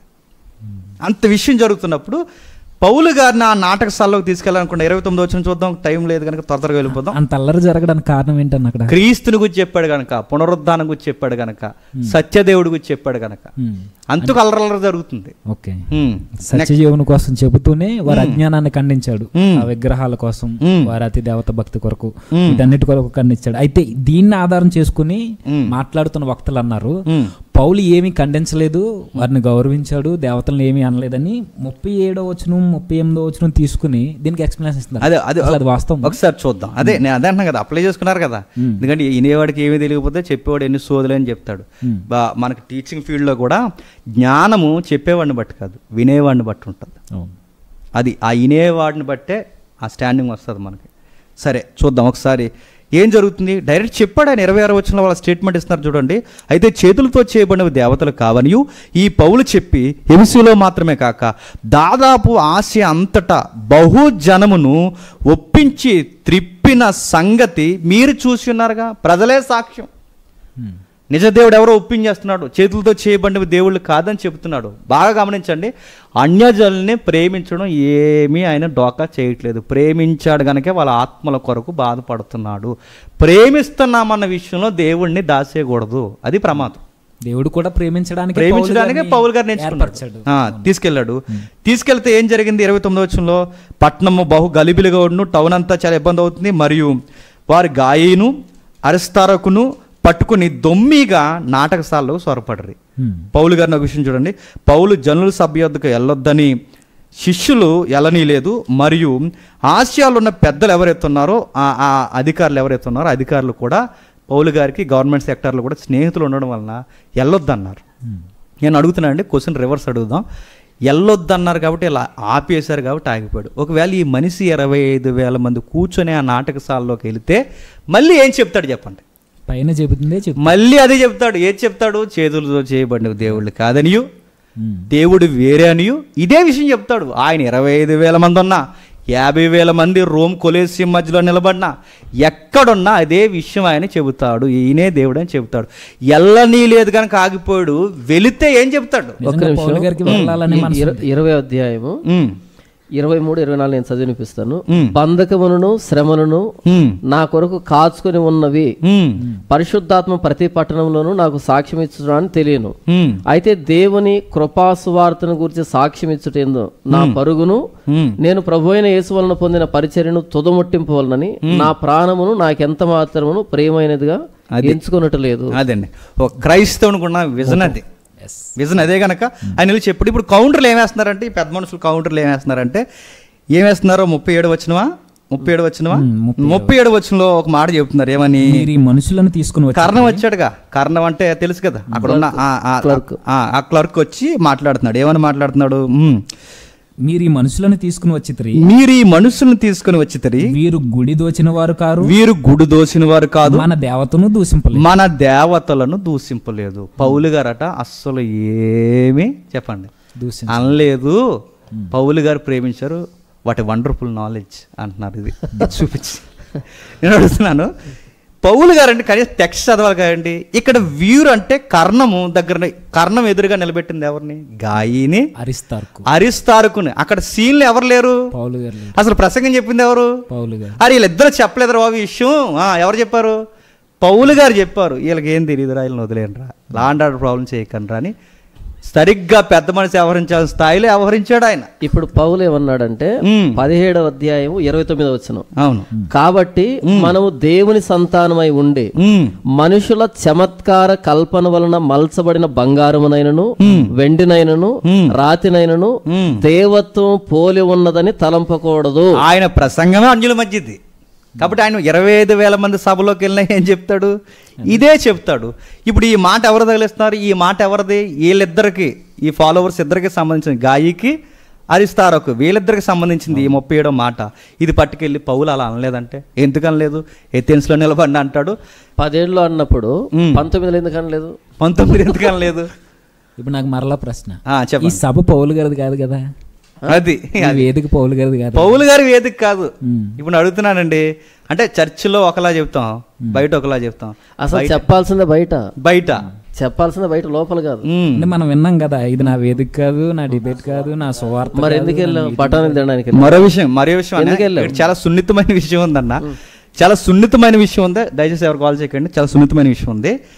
వీళ్ళు దాదాపు 2 గంటలు ఏమని అరిచారట, అర్తిమీదేవి మహాదేవి అని అరిచారట. స్లోగన్ అంటారు దాన్ని. అవును, ఒక వ్యక్తిని కొట్టడానికి అన్ని జనులు ఉపయోగించే స్లోగన్స్ ఏంటో తెలుసా, వాళ్ళ దేవుళ్ళ పేరుని స్లోగన్గా చెప్తారు. అవును, గొలియాతు దావీదు మీదకి ఫైట్కి వచ్చినప్పుడు ఏ పేర్లు చెప్పించాడు, వాడి దేవతల పేర్లు చెప్పించాడు. అసూరియన్స్ ఇజ్కియా టైంలో ఇశ్రాయేల్ మీద దండయాత్ర చేస్తున్నప్పుడు ఏ దేవతల పేర్లు చెప్పించారు, వాళ్ళ దేవతల పేర్లు చెప్పించారు. ఇంకా చరిత్రలో చాలా విషయాలు ఉన్నాయి. చివరికి ఉగ్రవాదులు కూడా మనుషులను చంపుతున్నప్పుడు ఎవరి పేర్లు జపిస్తారు, అంటే స్లోగన్స్గా దేవుళ్ళ పేరు చెప్పి మనుషులను చంపుతారు. ఇక్కడ అర్తిమీదేవి మహాదేవ్ అనే ఈ యొక్క మాట ఏ సెన్స్లో, ఏ సందర్భంలో వాడుతున్నారు, కొట్టే సమయంలో వాడుతున్నారు. ఇప్పుడు ఈ స్టూడియోలో కూర్చుని మాట్లాడే స్లోగన్ కూడా ఇలాంటిదే, ఒప్పుకున్నా ఒప్పుకోకపోయినా స్లోగన్ అదే. మనుషులను కొట్టడానికే వాడతారు, గౌరవం కాదు అది. అది గౌరవం ఏంటి, మనుషులను చంపే దగ్గర వాడే పదం అది, మనుషులు కొట్టే దగ్గర. నీ గౌరవం అయితే నమస్కారం చెప్పు. నిజమే, నా చిన్నప్పుడు చదువుకునేప్పుడు వారు పలికిన పేరు మంచి బాలుడు అని వినడానికి చదువుకునే వాళ్ళం. రాను అది ఒక స్లోగన్ అయింది, మనుషులను చంపడానికి. ఎంత దారుణం. చిన్నప్పుడు అంటే నాకు తెలిసింది, మనకు తెలియదు, నార్త్ ఇండియాలో స్లోగన్ అదే కదా. దాని మీద ఎన్ని వ్యవస్థలు ఉన్నాయి, నిలబడుతున్నాయి. మనిషిని చంపే ముందు మొన్న మణిపూర్లో ఏం జరిగింది మనం చూసాం, కల్లర్ అక్కడికి వెళ్ళినప్పుడు ఆ దేవుళ్ళ పేరు చెప్పే కదా దారుణంగా చంపుతున్నారు. ఇలాంటి స్లోగన్స్ నువ్వు క్రైస్తవుడుగా నీ నోటంటే వస్తుందంటే నేను అడుగుతున్నా, నోరు ఉన్నా ఒకటే, ఏ మాట అనకూడదు, మాట్లాడకుండా మౌనంగా ఉన్నా ఒకటే. మాట్లాడకపోవడం మంచిది. ఏమవుద్ది అలా అంటే ఏమవుద్ది ఏంటి, దేవుడు చెప్పు తీసి కొడతాడు, ఏమవుతుంది ఏంటి, అది చంపే స్లోగన్స్ అవి. ఏమవుతుంది, నీ ఈ దిక్కుమాల లాజిక్లు అన్నీ చెప్పి ఈ కింద ఉన్న వాళ్ళని అందరినీ ఎంకరేజ్ చేసి, నేను డైరెక్ట్గా అడుగుతున్నానండి, వీళ్ళ ఇంట్లో వాళ్ళతో కానీ ఎవరితో కానీ ఈయన జవాబులు ఇప్పించారు, కింద ఉన్న అమాయకులతోనే జవాబులు ఇప్పిస్తారు. అన్నకే నాకు తెలుసు. సతీష్ కుమార్ గారి మీద కౌంటర్ వీడియో పెడుతున్నప్పుడు సేవలో అప్పుడప్పుడు ఎదుగుతున్న ఒక చెల్లిని ఎదురుగా నిలబెట్టాడు. దేవుని దైవాలు ఇప్పుడు పక్కకి తప్పుకుంది కాబట్టి సరిపోయింది, కానీ ఇలాగే కౌంటర్లు ఇచ్చుకు వెళ్ళిపోతే తనకు సేవ చేయగలరా రేపు? అంటే మీరు మాత్రం సేఫ్టీగా ఉండాలి. కింద ఉన్న వాళ్ళని అందరినీ కుక్కలను ఆడించినట్టు ఆడిస్తారనమాట. అందుకే నేను చెప్తాను, తప్పుడు చాలా భయంకరమైనది. అట్టి పళ్ళు వలన పిల్లలు పుడతాడన్నది ఎంత ప్రమాదకరమైన బోధో, విగ్రహాల దగ్గర పెట్టినవి తింటామన్నది అంతకన్నా ప్రమాదకరమైన బోధ. ఇప్పుడు మీరు చెప్పిన వివరణ బట్టి సందర్భం వచ్చింది కాబట్టి అడుగుతున్నా, ఇప్పుడు మీరు చెబితే ఏదో అయ్యింది ఏదో అవుతుందని అంటున్నారు కదా, అసలు ఉచ్చరించడం అది పాపం అవుతుందా? ఓకే, ఒక చిన్న విషయం ఉంది, ఇక్కడ వివరించి వెళ్ళిపోతాను. ఇందాక అన్న సందర్భం తీసాడుగా, క్రైస్తవుని లక్ష్యం ఏంటట, ఇందాక పౌలు గారి లక్ష్యం ఏంటి, క్రీస్తుని వారి లక్ష్యం ఏంటంటే అక్కడ ఒకసారి చదువుదాం. మనకు చాలా అవసరం ఈ మాటలు. 20 వచ్చి నుంచి అయితే 20-24 దేవుని కృపా సువార్తను గురించి పైనుంచి చదువుదాం అన్న. 20 నుండా 20 నుండి చదువుదాం. 23 నుంచి ఓకే. బంధకములను శ్రమలను నా కొరకు కాచుకొని ఉన్నవని పరిశుద్ధాత్మ ప్రతి పట్టణంలోనూ నాకు సాక్ష్యం ఇచ్చుచున్నాడని తెలియదు. అయితే దేవుని కృపా సువార్తను గురించి సాక్ష్యం ఇచ్చుటయందు నా పరుగును నేను ప్రభువైన యేసు వలన పొందిన పరిచర్యను తుదముట్టింపవలననే నా ప్రాణమును నాకెంత మాత్రమును ప్రియమైనదిగా. దీనికి లింక్డ్ డాక్యుమెంట్ లాంటి మరొక మాటే బ్రతుకుట క్రీస్తే చావైతే లాభం. ఒక క్రైస్తవుడి లక్ష్యం ఏంటండి? ప్రభు కొరకు మాట్లాడుతూ అతసాక్షిగా అయినా చనిపోవాలి. ఇది క్రైస్తవుడి సాక్ష్యం. స్టూడియోలో కూర్చుని వీళ్ళందరూ ఏం చెప్తున్నారు తెలుసండి? నీ జీవిత లక్ష్యం ఏంటని అడుగుతారట, సినిమా తీసి చచ్చిపోతారట. సినిమా అంటే ఒకప్పుడు వారు చెప్పిన బోధన సమర్థించుకోవడానికి. అదే నీ జీవిత లక్ష్యం సినిమా. మరి చర్చిలో భాష సినిమా వేసినప్పుడు అడగలేదు కదా? అడగరు కదండి వీళ్ళు అడగరు కదా. కనుక అడిగితే రాదు. అక్కడ ఉన్న వాళ్ళు ఎవరో తీసిన సినిమాను వేసే కంటే ఈయన తీసిన సినిమా వేసేది ఇంకా బాగుంటది. గొడవ ఉండదు. ఇంకా అడగదు కదా. అదే అడుగుతున్నా. సినిమాల జీవిత లక్ష్యం అంటే చచ్చిపోయే లోపు సినిమా చూసి చచ్చిపోతారట. అదే ఆ మాట అనలేదు కానీ మీ లక్ష్యం ఏంటి అని అడిగితే సినిమా అని అంటున్నారు. ఇక్కడ ఇంకో మాట నేను యాడ్ చేస్తాను. ఒక మాట చెప్తాను. మీరు మంచోళ్ళ అని అడిగితే ఆయన చెప్పిన సమాధానం నేను మంచోడినే అన్నాడు. అపోస్తలుడైన పౌలు అంటాడు, నా యందు అనగా నా శరీరమందు మంచిది ఏది నివసింపదని నేను ఎరుగుతున్నాను అంటాడు. ఈయన అంటాడు నేను మంచోడినే అన్నాడు. అంటే పూర్తిగా బైబిల్కి వ్యతిరేకం ఇది. అవునన్నా, చాలా ఉన్నాను ఇలాంటి 1-2 కాదు.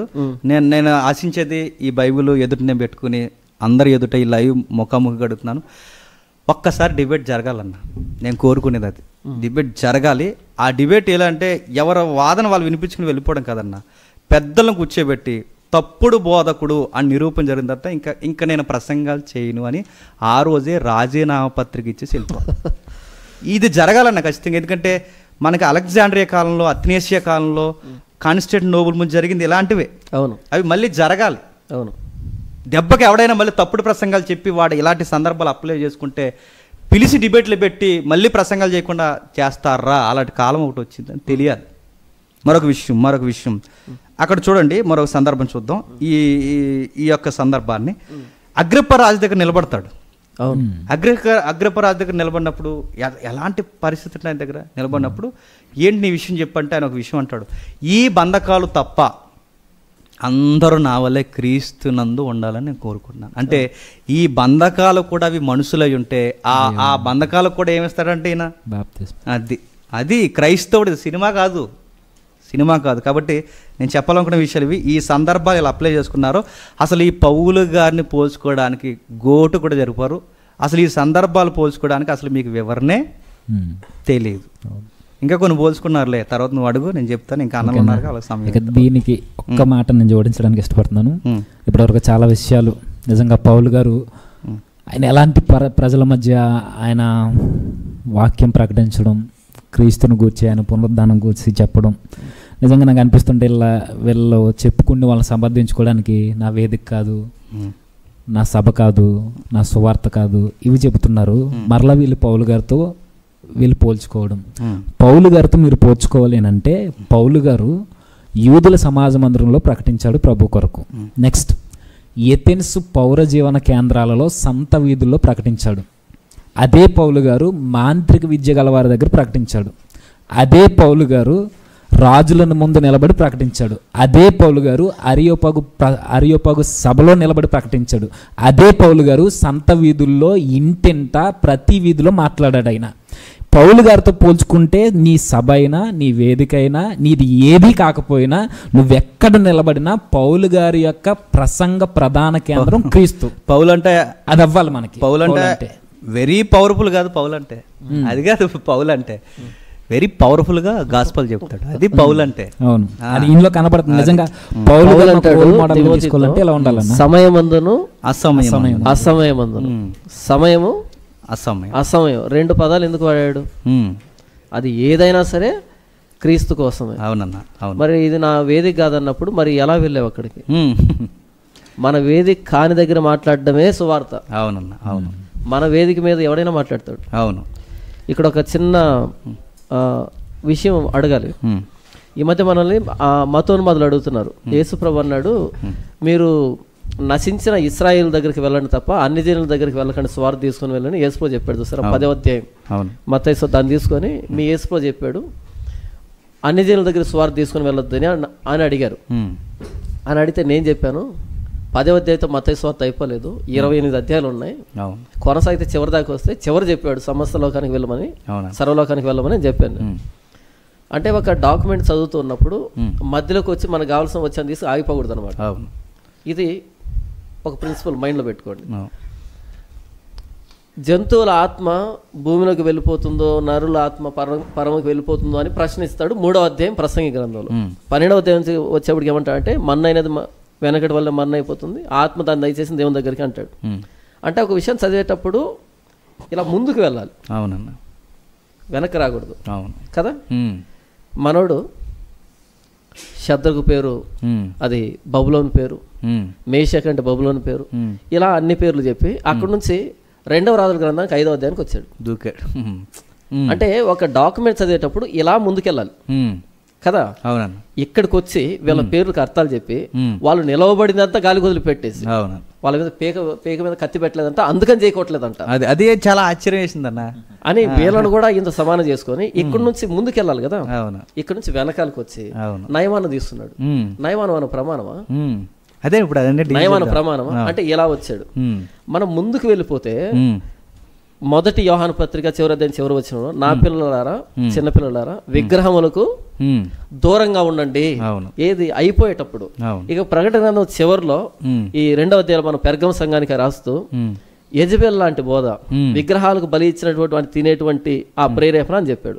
చివరికి వచ్చేప్పుడు 22:15 వచ్చేటప్పటికి విగ్రహారాధికులు పరిశుద్ధ పట్టణానికి వెలుపల ఉంటారని చెప్పాడు. అంటే చివరికి అంటే ఒక గ్రంథాన్ని చదివేటువంటి విధానం కూడా తెలియకుండా నీకు ఎక్కడ వచ్చింది కాబట్టి అక్కడ దూకుతుంటావా? ఇలా ముందుకెళ్తుంది గ్రంథం. వెళ్ళేటప్పుడు ప్రకటన గ్రంథం చివరి వచ్చిన రాయబడింది, చివరిలో ఏమని రాయబడింది? విగ్రహారాధికులు అని అక్కడ రాయబడితే నయమాన్ని తీసుకుంటావేంటి? అంటే అక్కడి నుంచి ముందుకు రావా? శద్రకు మేషకు అబేద్నెగోలు వాళ్ళు నిలవబడ్డారు, అది మనకు ప్రామాణికం. అవును. వారు విశ్వాసం చేత అగ్ని బలమును చల్లార్చరే, ఇది ప్రమాణం. గాని నయమాను ఎలీషాను అడిగాడంట, ఎలీషా పర్మిషన్ ఇచ్చాడంట. ఓకే, ఎలీషా పర్మిషన్ ఇచ్చా కాబట్టి నయమాను ఒప్పుకున్నాడు. మనకు దేవుడు పర్మిషన్ ఇచ్చాడా? ఎలాగా సందర్భం వస్తుంది కాబట్టి ఒకసారి ఆ రెఫరెన్స్ మనం ఒకసారి దాన్ని ఆపరేషన్ చేస్తే బెటర్ అని నా ఉద్దేశం. చూద్దాం, ఒకసారి చూద్దాం. ముందు ఉచ్చారణ కోసం మాట్లాడాలి, నాకు ఆ ప్రశ్న మిగిలిపోయింది. ఉచ్చారణ ఇది దానితోనే ఇతర ప్రధానమైన వాళ్ళ యొక్క దేవుళ్ళ పేర్లు. ఇప్పుడు సోషల్ మీడియా అంతా అంటే తప్పేంటి? ఓకే, అన్న వల్ల ఏమన్నా పోతుందా? ఉచ్చరిస్తే తప్పేంటి? ఆయన కూడా వివరించుకుంటూ నేను ఒకసారి పలికితే మీరు 1000 సార్లు పలికారు అంటున్నాడు. అసలు పలకడానికి ఉచ్చరించడానికి ఆయన ఎత్తుకున్న రెఫరెన్స్ యొక్క భావం అదేనా? అసలు ఉచ్చరించడం అంటే బైబిల్ ఏం చెబుతుంది? ఒక క్రైస్తవుని నోట ఎదుటివారి విశ్వాసపు దేవుళ్ళుగా కొలుచుకుంటున్న వారి పేర్లు మనం ఉచ్చరిస్తూ జై కొట్టొచ్చా? ఓకే, సింపుల్ గా తేల్చేద్దాం ఒకసారి. అన్న నాకు ఫస్ట్ వివరణ డేవిడ్ అన్న ద్వారా చిన్న వివరణ, మాకు 4 అభిప్రాయాలు కావాలి.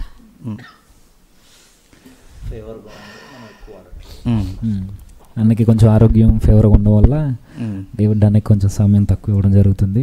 కాకపోతే దీనికి డేవిడ్ అన్న అయితేనే కరెక్ట్ అన్నయ్య చెప్పాలి. మంచిదండి. సువార్త ప్రకటించాలి అని సహోదరుల ద్వారా మనం తెలుసుకున్నాం, క్రైస్తవుడి యొక్క బాధ్యత. అలాగే అపోస్తులుడైన పౌలు గారు ఎలా ప్రకటించారు అని మరి తమ్ముడు జేమ్స్ గారి ద్వారా కూడా మనం తెలుసుకున్నాం. సువార్త ప్రకటించాల్సిన మనం కొన్ని విషయాలు ప్రామాణికంగా తీసుకోవాలి. ఆ విషయం ఒకసారి మనం చూడగలిగితే మత్తయి సువార్త 28వ అధ్యాయం మన మైండ్లో గుర్తుపెట్టుకోవాల్సిన కొన్ని విషయాలు, బాధ్యతలు అనుకుంటారో ఆజ్ఞలు అనుకుంటారో మీరు ఏమైనా అనుకోండి, ఖచ్చితంగా ఇవి మాత్రం ఆజ్ఞలు. 28వ అధ్యాయం 19వ వచనం నుంచి రాయబడుతున్న మాట. అప్పుడు 19వ వచనం, కాబట్టి మీరు వెళ్ళి సమస్త జనులను శిష్యులుగా చేయుడి. ఫస్ట్ గుండగా చేయాల్సింది ఏంటంటే ఇది, ఫస్ట్ గుండగా చేయాల్సింది ఏంటంటే ఇది, ముందు వెళ్ళాలి. ముందు వెళ్ళాలి. ఎక్కడికి వెళ్ళాలి? ముందు ఇంటి పక్కకి వెళ్ళాలి, ఎదురింటికి వెళ్ళాలి, ఇంటింటికి వెళ్ళాలి. అడ్డొస్తున్నాను ఏమనుకోకండి, మీకు సంబంధించిన ప్రశ్నే మీరు ఎత్తుతున్నది. అది తమ్ముడు అడిగింది ఒకటి ఉచ్చారణ కొరకు. మీకు సంబంధించి ఇంటింటికి వెళ్ళాలన్నది, మీరు అడవులకు వెళ్తున్నారు, మారుమూల ప్రాంతాలకు వెళ్తున్నారు, సువార్త చేస్తున్నారు, వీధిలో తిరుగుతున్నారు, వీధి సువార్తలు చేస్తారు. మీరు ఆ మాట ఎత్తున్నారు కనుక దాన్ని కూడా కలిపి వివరించండి, ఎందుకంటే మీ హెల్త్ డిస్టర్బెన్స్ ఉంది కనుక కొంచెం. ఇంటింటికి వెళ్ళాలి, ప్రతి గ్రామానికి వెళ్ళాలి, ప్రతి పట్టణానికి వెళ్ళాలి. ఇంకా చెప్పాలంటే వెళుతూ ఉండాలి క్రైస్తవుడు అనేవాడు. ఇది క్రైస్తవుడి యొక్క బాధ్యత, ఇది ఆజ్ఞ. వెళ్తే వెళ్ళండి, లేకపోతే లేదని చెప్పాలా. ఖచ్చితంగా వెళ్ళి కన్ఫర్మ్గా చెప్తున్నా మీరు వెళ్ళాలి. ఇక రెండోది, వెళ్ళి ఏం చేయాలి? తండ్రి యొక్కయు కుమారుని యొక్కయు పరిశుద్ధాత్మ యొక్క నామంలోనికి వారికి బాప్తిస్మం ఇవ్వాలి. ఖచ్చితంగా యేసుక్రీస్తు నామం వాళ్ళకి పరిచయం చేయాలి. అందుకే అపోస్తులు చెప్పిందంటే ఈ నామందు తప్ప ఏ నామందునూ రక్షణ లేదు భూమి కింద. ఖచ్చితంగా గంటపదంగా చెప్పారు యేసు నామమే, వాళ్ళు వేరే నామం ఉచ్చరించరు. ఆ నామాన్నే ప్రకటించారు, ప్రకటించడానికే పంపబడ్డారు. ఈ జాడ్యాలని ఎందుకు వచ్చినాయి అంటే మెయిన్ ఇలా వెళుతున్న మనం ఒకటి మర్చిపోతున్నాం. ఏంటి మర్చిపోతున్నాం అంటే పై వచనంలో రాయబడుతున్న మాట చూడండి. పై వచనం రాయబడుతున్న మాట మనం చూడగలిగితే 18వ వచనం. అయితే యేసు వారి యొద్దకు వచ్చి 18 యేసు వారి యొద్దకు వచ్చి పరలోకమందును భూమి మీదను నాకు సర్వాధికారం ఇవ్వబడింది. అధికారం ఎవరిది? ఆయనది. ఎక్కడ ఇవ్వబడింది? పరలోకము భూలోకం, అంటే ప్రపంచం మొత్తం మీద అధికారం ఎవరిది? ఆయనది. ప్రకటిస్తున్న మనం గుర్తుపెట్టుకోవాల్సింది ఏంటంటే అధికారం అయింది. ప్రతి వ్యక్తి మీద అధికారం ఉంది. భారతదేశంలోనూ ప్రతి మనిషి మీద అధికారం ఉంది, అమెరికాలోనూ ప్రతి మనిషి మీద ఆయనకు అధికారం ఉంది. ఇక్కడ ఇది మర్చిపోతున్నాం మనం. ఏం మర్చిపోతున్నాం అంటే ఆయనకు అధికారం ఉంది అన్న సంగతి మర్చిపోయి నేను మార్చాలంటున్నారు. మెయిన్ కాన్సెప్ట్ నేను మార్చాలి. నేను ఆయన ప్రేమించకపోతే ఎలా మారుతాడు? వాడితో సాంగత్యం చేయకపోతే ఎలా మారుతాడు? ఆ నామాన్ని ఉచ్చరించకపోతే ఎలా మారుతాడు? వాళ్ళు జై కొట్టకపోతే ఎలా మారుతాడు? నువ్వు మార్చడం ఏంటి? అధికారం నీదా? మార్చేది ఎవరు? దేవుడే కదా. మార్చేది దేవుడు. ఫర్ ఎగ్జాంపుల్, నువ్వు చెయ్యాల్సిన పని ఏంటంటే వెళ్ళి చెప్పు. సువార్త ప్రకటించడం అనేది నీ బాధ్యత. మార్చే బాధ్యత ఎవరిది? ఆయన బాధ్యత. ఫర్ ఎగ్జాంపుల్, స్టెఫన్ గారు ప్రసంగం చేశారు. పౌలు గారిని మార్చింది ఎవరు? పౌలు గారు మార్చింది ఆయనే కదా. దమస్కు మార్గం ఉంది కనిపించాడు, మార్చుకున్నాడు. ఎవడు ఆకర్షింపబడ్డాడు? లూదియా గారు హృదయం తెరిచింది ఎవరు? ఆయనే తెరిచాడు. ఎక్కడ కార్యం జరిగినా ఆయన ద్వారా జరుగుతుంది. నువ్వు మార్చేది మధ్యలో నీ పెత్తనం ఏంటి? నేను మార్చాలి, నేను మార్చడానికి ప్రయత్నిస్తాను. నువ్వు మార్చడానికి ప్రయత్నించడం ఏంటి? మార్చేవాడు ఆయన. నీకు చెప్పింది ఏంటంటే నువ్వు వెళ్ళి ప్రకటించు, బాప్తిస్మి. తర్వాత ఏమంటున్నాడు? అధికారం నాకు ఉందని గుర్తుపెట్టుకో, మర్చిపోకు. నాకు అధికారం ఉంది, నేను ఎవరినైనా మార్చగలను. ఇంకా సమస్య ఆయనకు మార్చుకోవాలనుకుంటే నరేంద్ర మోడీని కూడా మార్చేయగలడు. ఆయన సంకల్పంలో ఉంటే మార్చుకుంటాడు. ఆ కెపాసిటీ ఆయనకు ఉంది. అది ఎందుకు మర్చిపోతున్నావు?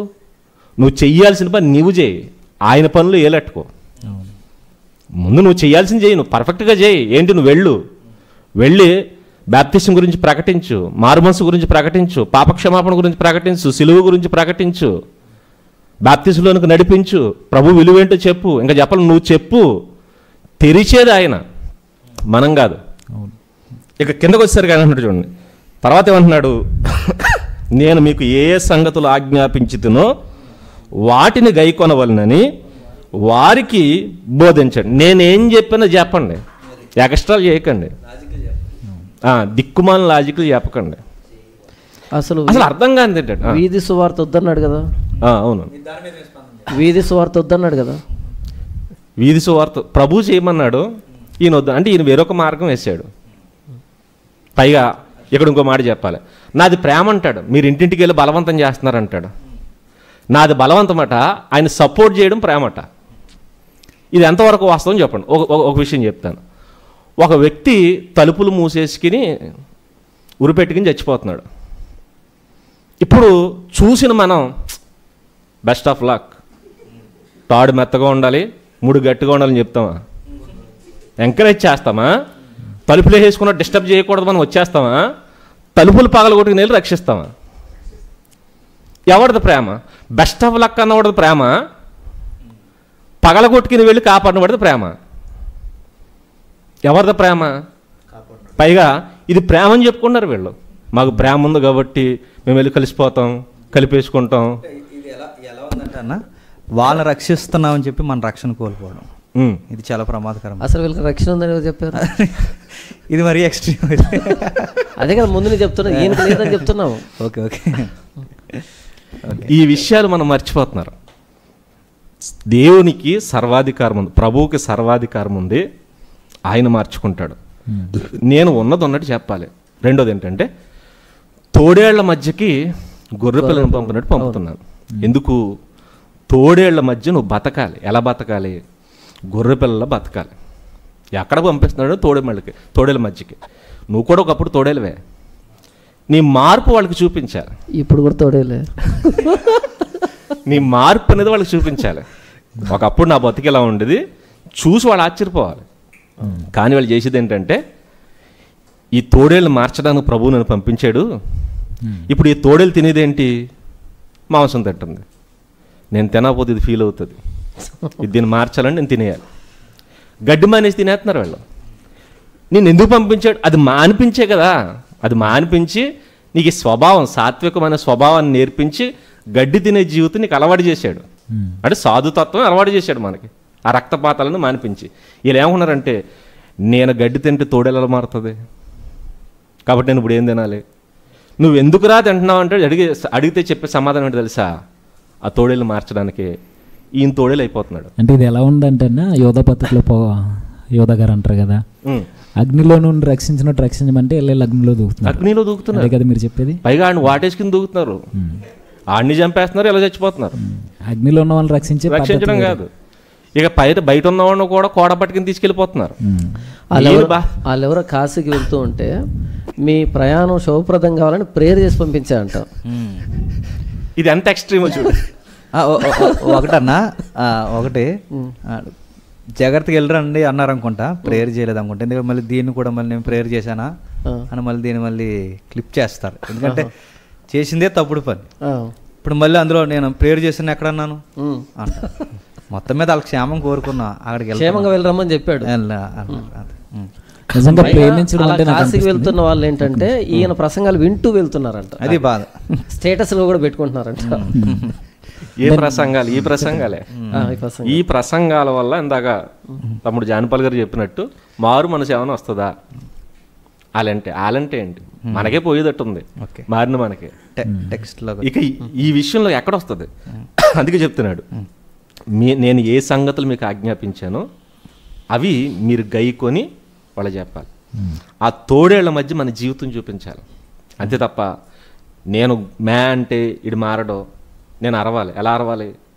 తోడేలు అరిచినట్టు అరుస్తాను, తోడేలు తినేస్తాను అంటే నువ్వేమనుకున్నావు తెలుసా? దేవుడు ఏమీ చేయలేడు, దేవుడికి ఏ అధికారం లేదు, బాధ్యత అంతా నా భుజాల మీద ఉంది, రాజ్యభారం ప్రభు అయిన క్రీస్తు భుజాల మీద లేదు. వీళ్ళు ఎత్తేసుకుని వీళ్ళందరూ నేను కాపాడేసేయాలి. పైగా ఏంటంటే నేను కాపాడడానికి చేస్తున్నాను. నువ్వెవరో? నీ హద్దులు మర్చిపోతున్నావు. అందుకే సువార్త ప్రకటిస్తున్న మనం ఆయన అధికారాన్ని గుర్తుపెట్టుకోవాలి, మన హద్దులు కూడా గుర్తుపెట్టుకోవాలి. ఆయన ఏం చెప్పాడో అవే చెప్పాలి. మనకి లిమిటేషన్స్ ఉన్నాయి, ఎలా పడితే అలా ఉండడానికి కుదరదు. మనం ఉచ్చారణ ఎప్పుడు ఆయన నామం ఇంకా చెప్పాలంటే ఆయన నామానే వ్యర్థంగా ఉచ్చరింపొద్దు అన్నాడు. వ్యర్థమైన వాటిని ఉచ్చరిస్తే, వ్యర్థమైనవన్నీ వాటిని ఉచ్చరిస్తే ప్రతి విషయంలోనూ చాలా జాగ్రత్తగా ఉండు. రెండవది, లోకంతో స్నేహం చేయమన్నాడా వద్దన్నాడా? వద్దన్నాడు. దాన్ని దేంతో పోల్చాడు ఆయన? వ్యభిచారంతో పోల్చాడు కదా. లోక స్నేహము దేవునితో వైరము. నువ్వు వీళ్ళతో స్నేహం చేస్తున్నావు కరెక్టే, కానీ దేవుని చూపిస్తున్నారు కదా. మీరు అలాగైతే శ్మశానాల్లో ఉండండి వెళ్ళి అని ఒక రిఫరెన్స్ చూపిస్తున్నారు. మన బాధ ఏంటంటే ఆయన ప్రేమించి చెప్తున్నాం. ప్రేమించడం అంటే మాటల్లో చెప్పడం కాదన్న, బైబిల్ అన్నది. నిజంగా ప్రేమిస్తే గాయం చేస్తాడు. ప్రశ్న దగ్గర చెప్పండి. యేసు ప్రభు 2 ప్రేమలు చెప్పాడు. ఒక ధర్మశాస్త్రోపదేశకుడు వచ్చి ఆజ్ఞల్లో ప్రధానమైన ఆజ్ఞ ఏంటంటే యేసు ప్రభు 1 చెప్పలేదు, 2 చెప్పాడు. నీ పూర్ణ హృదయంతోనూ, నీ పూర్ణ ఆత్మతోనూ, నీ పూర్ణ మనసుతోనూ నీ దేవుడైన ప్రభువును ప్రేమించాలి. నంబర్ 1. నంబర్ 2, నిన్ను వలె నీ పొరుగువాని ప్రేమించాలి. మొదటిది లేకుండా రెండవ దానికి మొదటి జరగాలి. ఇప్పుడు నా సహోదరుని ప్రేమించాలి అన్నప్పుడు దేవుని ప్రేమించి కదా ఇక్కడికి రావాలి. దేవుని తాకట్టు పెట్టి సహోదరుని ప్రేమించడం ఏంటి? దేవుని తాకట్టు పెట్టి సహోదరుని ప్రేమించలేము. దేవుని ప్రేమించినప్పుడే సహోదరుని ప్రేమించగలుగుతాం. మాటికి ప్రేమ అనే పదాన్ని ఎందుకు వాడుతున్నారు? ఏ ప్రేమ అది? దేవుని వదిలిపెట్టిన తర్వాత సహోదరుని ప్రేమించడం ఏంటి? కాబట్టి ప్రేమ అంటే ఇక్కడ ఇంకొక గేమ్ ఆడుతున్నారు వీళ్ళు. మనం అన్ని జీవులు ఏదైనా ఒక మాట అంటే మనం ఇక వాళ్ళని కంప్లీట్గా ద్వేషిస్తూ ఉన్నట్టుగా, వాళ్ళ మీద పడి కొడుతున్నట్టుగా, చంపుతున్నట్టుగా మనం ఒక తీవ్రవాదులుగా చిత్రీకరిస్తున్నారు.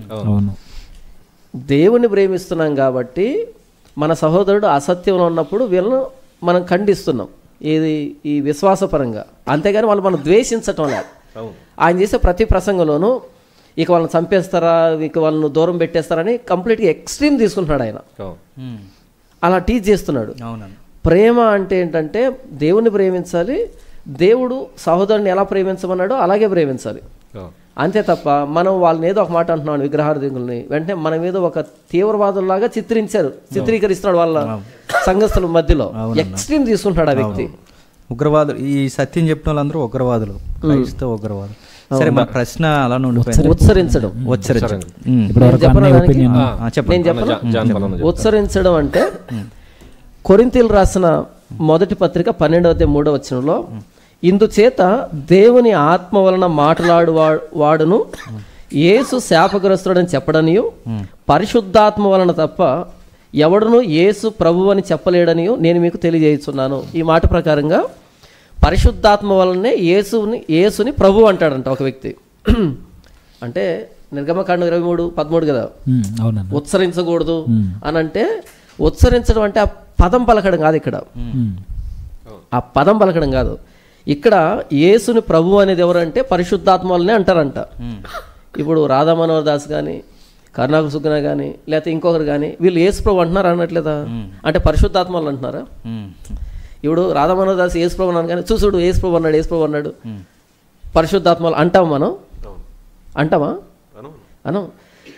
యేసును ప్రభు అని వాళ్ళు ఏ ఇంటెన్షన్తో అంటున్నారు అన్నదే అక్కడ ఉచ్చరించడం.